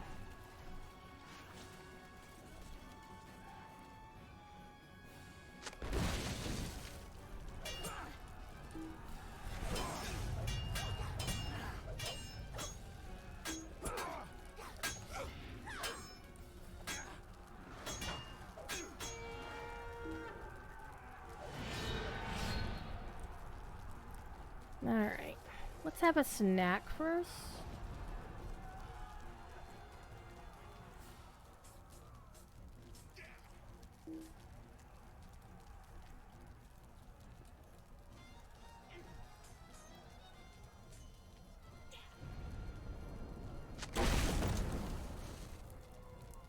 I'm gonna stand over here. Don't stand too close. Don't stand so close to me. Those weapons have burned out! What was that? Explosion came from the direction of Gershulvosh. Melandor and Rothog may be in danger. Follow me! Alright, they said they were at the end of the dock. Oh, hello, boys.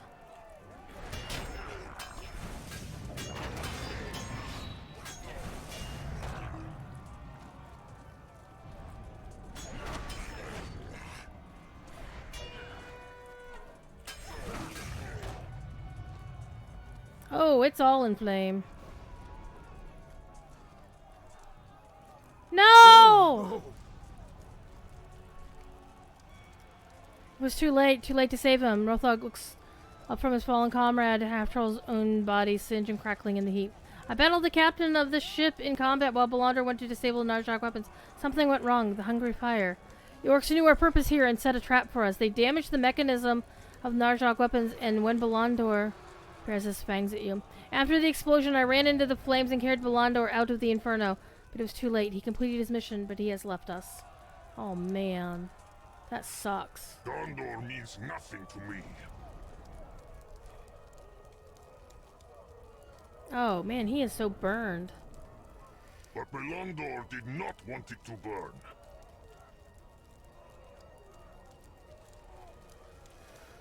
You must tell the King of Gondor he cannot fail.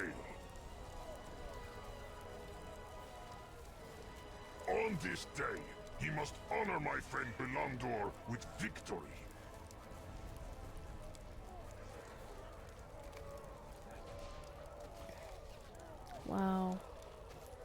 The corpse of Belondor.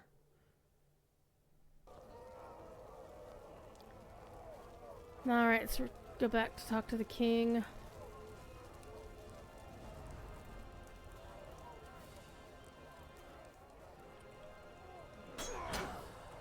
Get in my way at your own peril.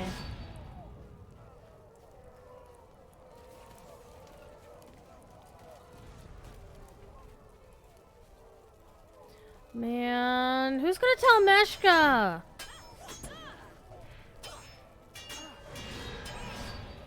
And we should bring Belondor's body out so we can take it back to Umbar, so he can be buried in the land that he loved.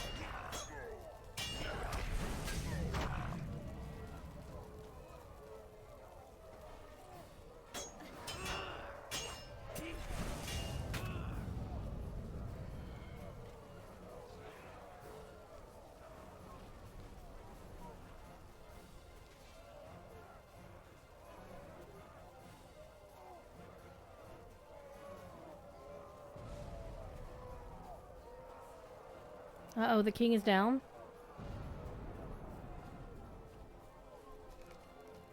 King has been wounded. What happened while you were away? Alfadir? I don't know what happened.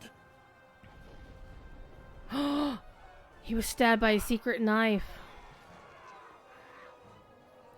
My king. Who has done this to you? See, Maid of Lions plays the long game. Because they were talking in their early Heirs of Castamere thing that they had said that there was another traitor who was close to the king. Alfadir was the only one that was here. Grimace's pain, blood trickles beneath his chest plate. Heed my words. It was Alfadir, my groom of horses. He stood close by and whispered in my ear for the heirs of Castamere. His tea, and his knife found a gap in the plates of my armor. He must have been the traitor we suspected. He laughs quietly, but the action causes him pain. I thought such a one would be higher in my councils. Oh! Oh!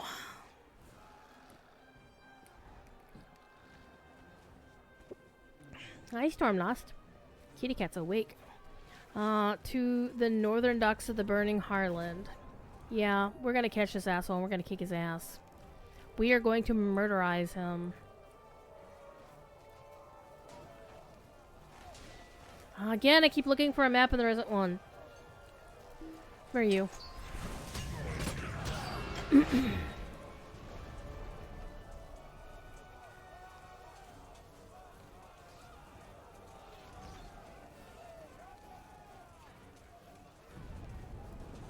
Come on, Sunshine. Come over here.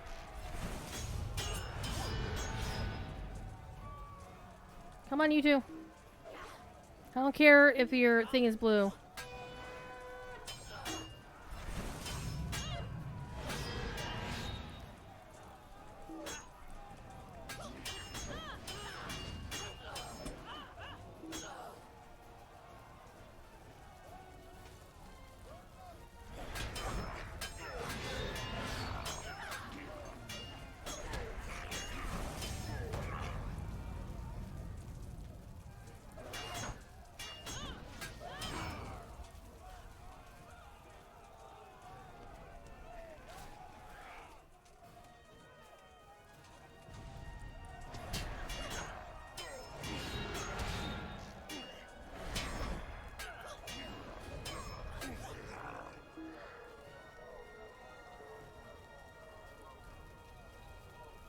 Can we go through here now? No.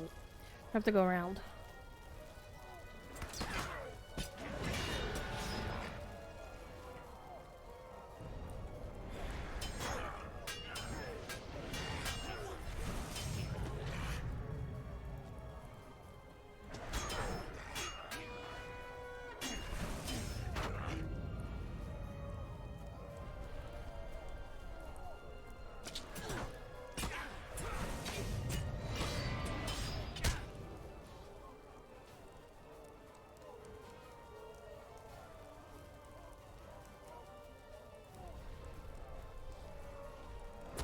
Oh, we got friends this time around.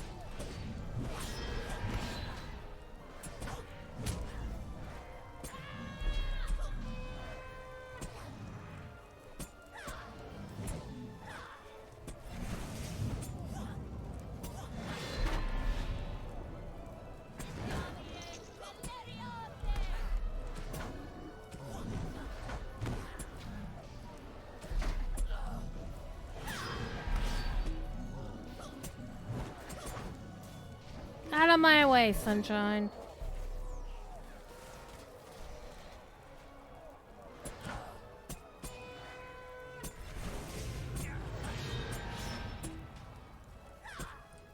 Chicken shit.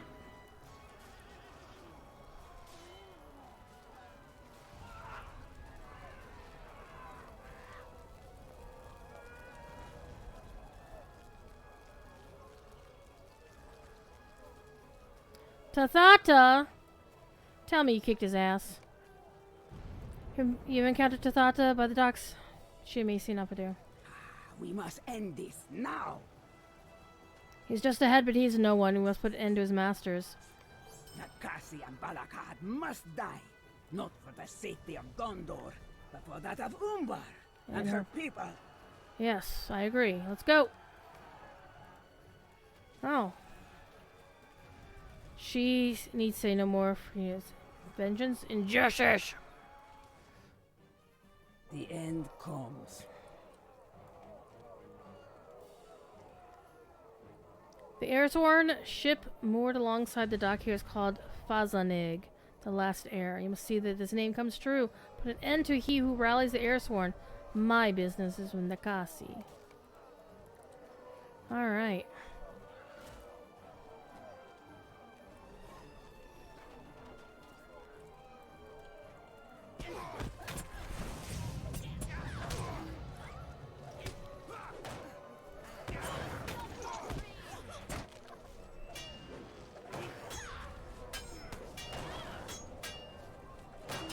Katif the Ransomer, captain of the Fazanig. I'm gonna help. There. We just killed your captain, boys. He deserved it. And like Tathata's got like 2 million health, and I'm over here with like 338,000, so it's like, why am I even bothering? Uh-oh. There's some stuff going on here. Uh-oh. Balakad, son of Balakor, and Alphadir, Airsworn. Balakad! I have slain the King of Gondor! That's the same voice as, You must protect me! Is this true? No, he's alive. He's alive. Do you think to deceive me? No, my lord, please, let me explain. Balakad kind of looks like a half-orc. I will prove my loyalty to the heirs of Castamere. My business is with Nakasi and no other. These two are yours. Okay, I'll kick his ass. Let me explain. Why? You're a traitor. Always have I been loyal to the heir. Watch Tathata having fun over here. Oh yeah, there's Nakasi. Oh, okay, I see. I gave them whatever tidings I could of Elisar's plans, and the woman Ioreth proved a font of information. Indeed, it was most challenging to determine what news could be made amidst all of her ramblings. I lost contact with Mathon shortly after the king departed for Outer Gondor and received no further word from the other supporters of the heirs. I had to decide what action to take on my own. That stayed in my hand for a time, but always I sought some means of separating the king from his defenders while we ventured in Anfalas and Penath Galin. But now that Balakad has assumed his rightful mantle, I can die knowing I have done what I could to support his rise. If I must die, then I will die for him. Praise the memory of Castamere and all his heirs. Oh yeah, you're going down, you shitbird. You were going down.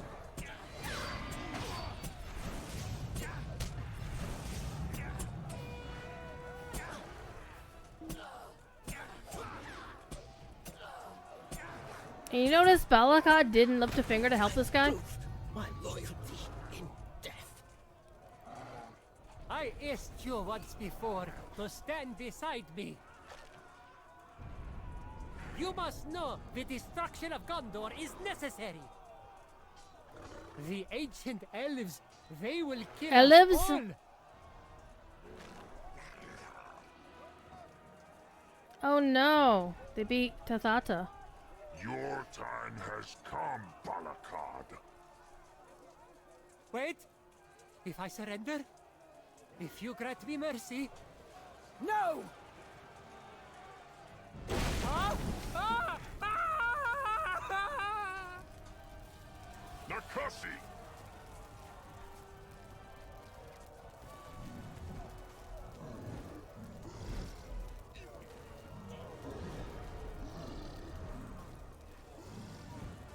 Oh, she's not When I dead. sailed to this place, I knew I would never leave it. But first, Balakad would die. Okay, fair.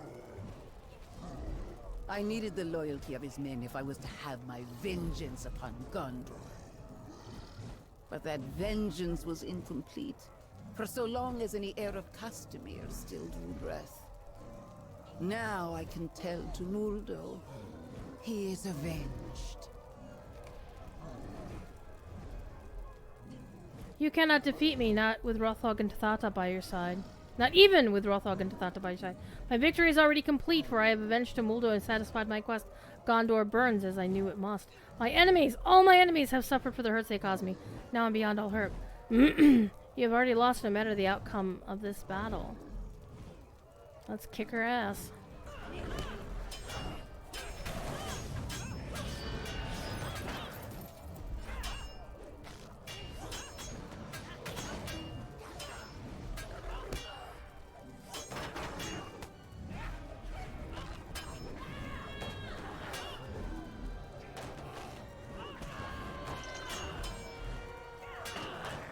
Wow, even the Horn of Gondor affects her. Nice.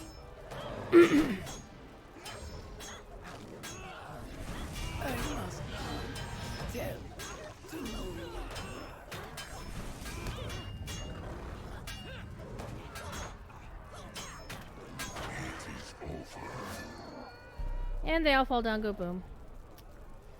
Cassie the Wave Reaper and the heirs of Castamere. Whew, that is a lot. She is defeated. Her life nears its end. Her eyes dim. Nakasi sees us no longer. First verse, last verse. If you have anything to say to Nakasi, say it now. What has happened? How is it I come to be here? Oh, I'm Nakasi? Sorry, Captain. The kindred coins meets within. I cannot let you pass. Ooh.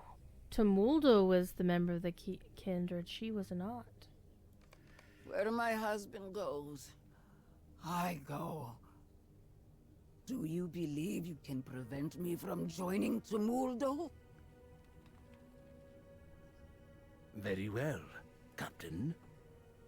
But this is your doing, not mine.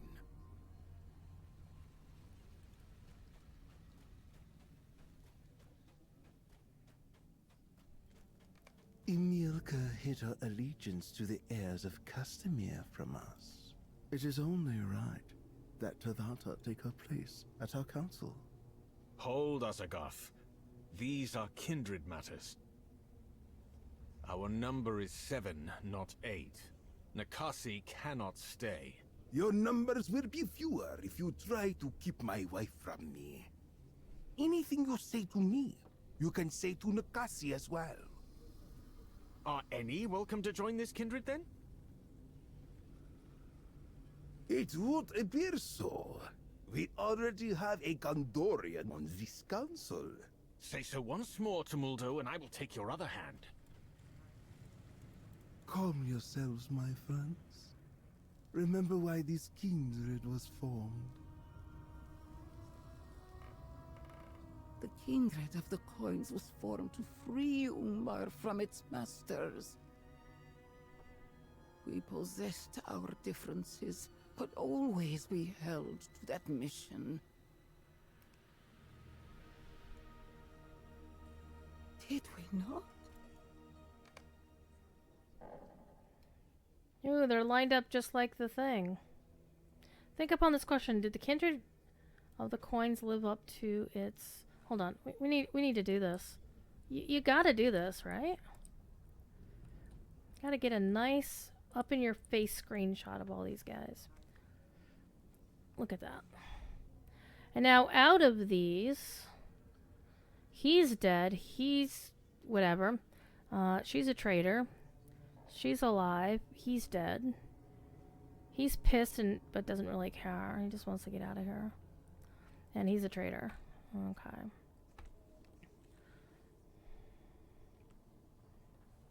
Alright, we shall think.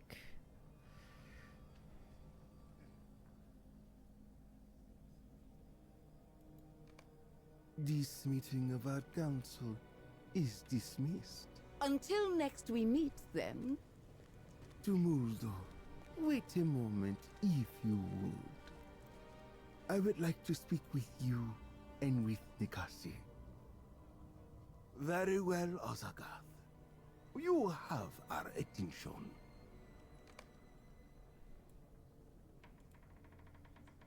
You know, I have eyes everywhere. Sometimes I see things of interest to me and to those of my friends I can trust.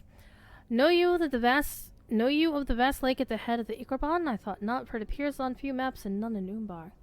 Any who stray too near to this lake, Sugnidar, the Fearwater, are slain before they can report of its existence.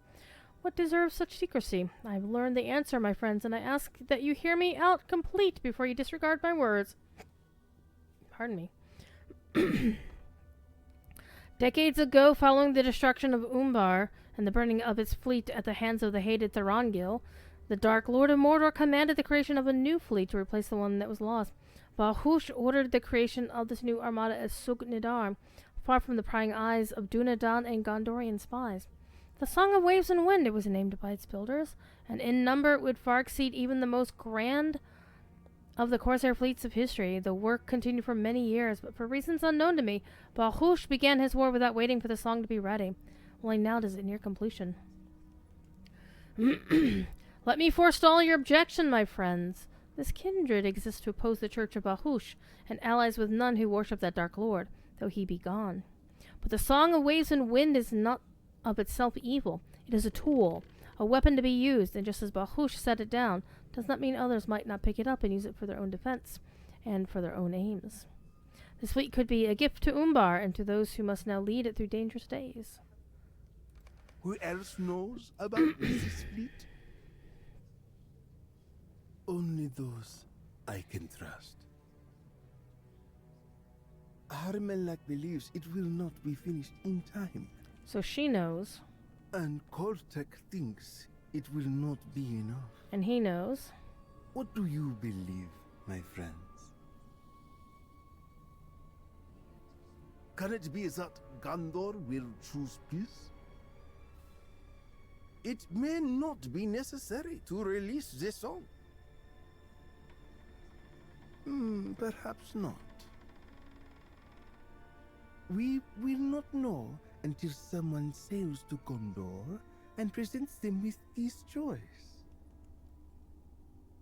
No, Tumuldo. Sail not to Gondor.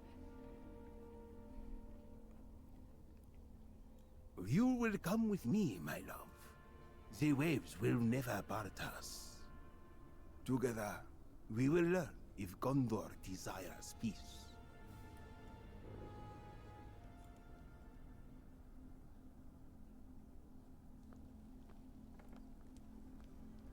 Blue What fire. is happening? Tumuldo, where have you gone?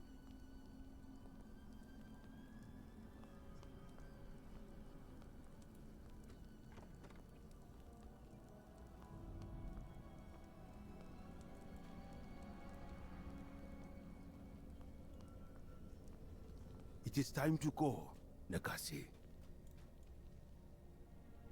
Can we not remain here together? I have missed you so. Every ship must leave the shore someday. Ours must now depart, my love. There was something I wanted to tell you. But now I cannot remember what it was.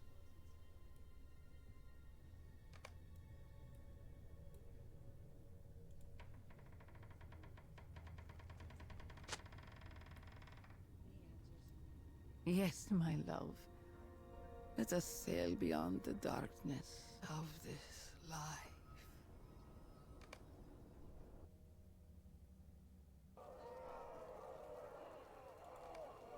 She is gone. With its leaders dispatched and the Narshok weapons damaged, Song of Waves and Wind has reached the end of its campaign against Gondor. Already the fighting turns against them. The battle will soon be over. Now the healing must begin.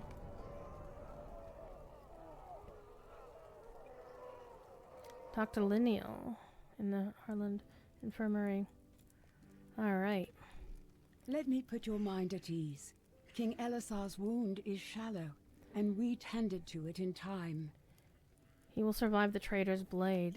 The traitor didn't survive. He has asked to see you. Disturb him not over long, but I would not dare to keep you from him, lest I risk either your ire or that of the king. Ooh, port city under attack, ambient environment. Ooh, I want to see what that looks like. All right. Excuse me. All right. Where's Arwen, and how pissed is she at you? King smiles at you, and you're sure to see the return of his strength.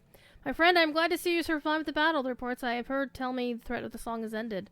You tell King Elisar that Alfadare has paid for his treachery, and both Nakasi and Balahad perished during the fighting. He nods.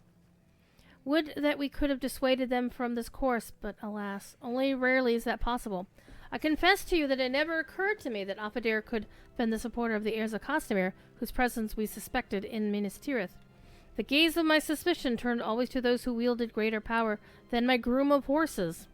Yet the Airsorn prized his reports, believing he was always only moments away from wielding the blade that would end my life. Surely there were opportunities to be had before today. This I believe, for it seems to fit every fact. While the Harland burned, Alfadare stood near enough to me to whisper his battle cry in my ear. For the heirs of Castamere, he said, as he slipped his knife beneath my armor, and I, all unsuspecting. How then did his blade not pierce the vital organ? How could he inflict the wound with such murderous intent, yet not spill the last of my life's blood? I think our tour of King's Gondor planted a seed. When he traveled with us to Anfalas and to Pinath Gelen, he did so intending to serve the interests of the heirs of Castamere, but I think our journey caused a sapling to grow within his heart. When today he saw the opportunity to carry out his intention, I believe he was unable to fully wield the blade that could end my life, and his aim went astray despite his purpose. None can say if this be truly so, but that is my belief. I weep not for Alfadare, but I hail him for my life, even as he sought the taking of it. So he done screwed up. Oh, Queen Arwen's here. Oh, Eoreth. Let's talk to Eoreth first. Because Arwen's going to cuss him out. What? She sputters madly for once at a loss for words. The queen asked me to attend her as she came to the Harland. Is it true that Alfadare sought to attack the king? Oh me, oh my! You tell Eoreth that the groom attempted to kill the king, but was unsuccessful in his attempt, and perished defending Balahad, son of Balakor. She nods sagely, overcoming her surprise. I always suspected he was a villain. Did I not tell you as we journeyed in Outer Gondor that he was up to no good? Let none say Eoreth fails to see things as they are. Alright, my queen. She doesn't get voice acting either. That's sad. She smiles at me warmly. I am once again in your debt, dear Phoenix. My husband is ever eager to charge near and far in support of his people. Perhaps his bed will keep him from embarking upon foolish errands for a time. A short time only, I suspect. I am told his wound is shallow, and it would take one of more severity to keep him from tending to the needs of his people. But today he will rest, and for that I am grateful. You can tell the king will not long remain abed. Already desires to get up and move around, despite the instructions of his healers. You advise that he lay still and not aggravate his injury, and he shakes his head with the music. The battle is ended, but there is something I need you to do. Nakasi's attack on Gondor must reshape the kindred of the coins, for it is my understanding that some of the body that supported her in this and others did not. Belandor died in our defense, but Rolthog and Tathata fought on our behalf, and they survived. What befell those who remained behind in Umbar? I ask that you speak to Jawjax here in the infirmary and prepare to return with him to his city. We must learn what we can of the situation in Umbar now that the threat posed by the Song of Waves and Winds has been eliminated.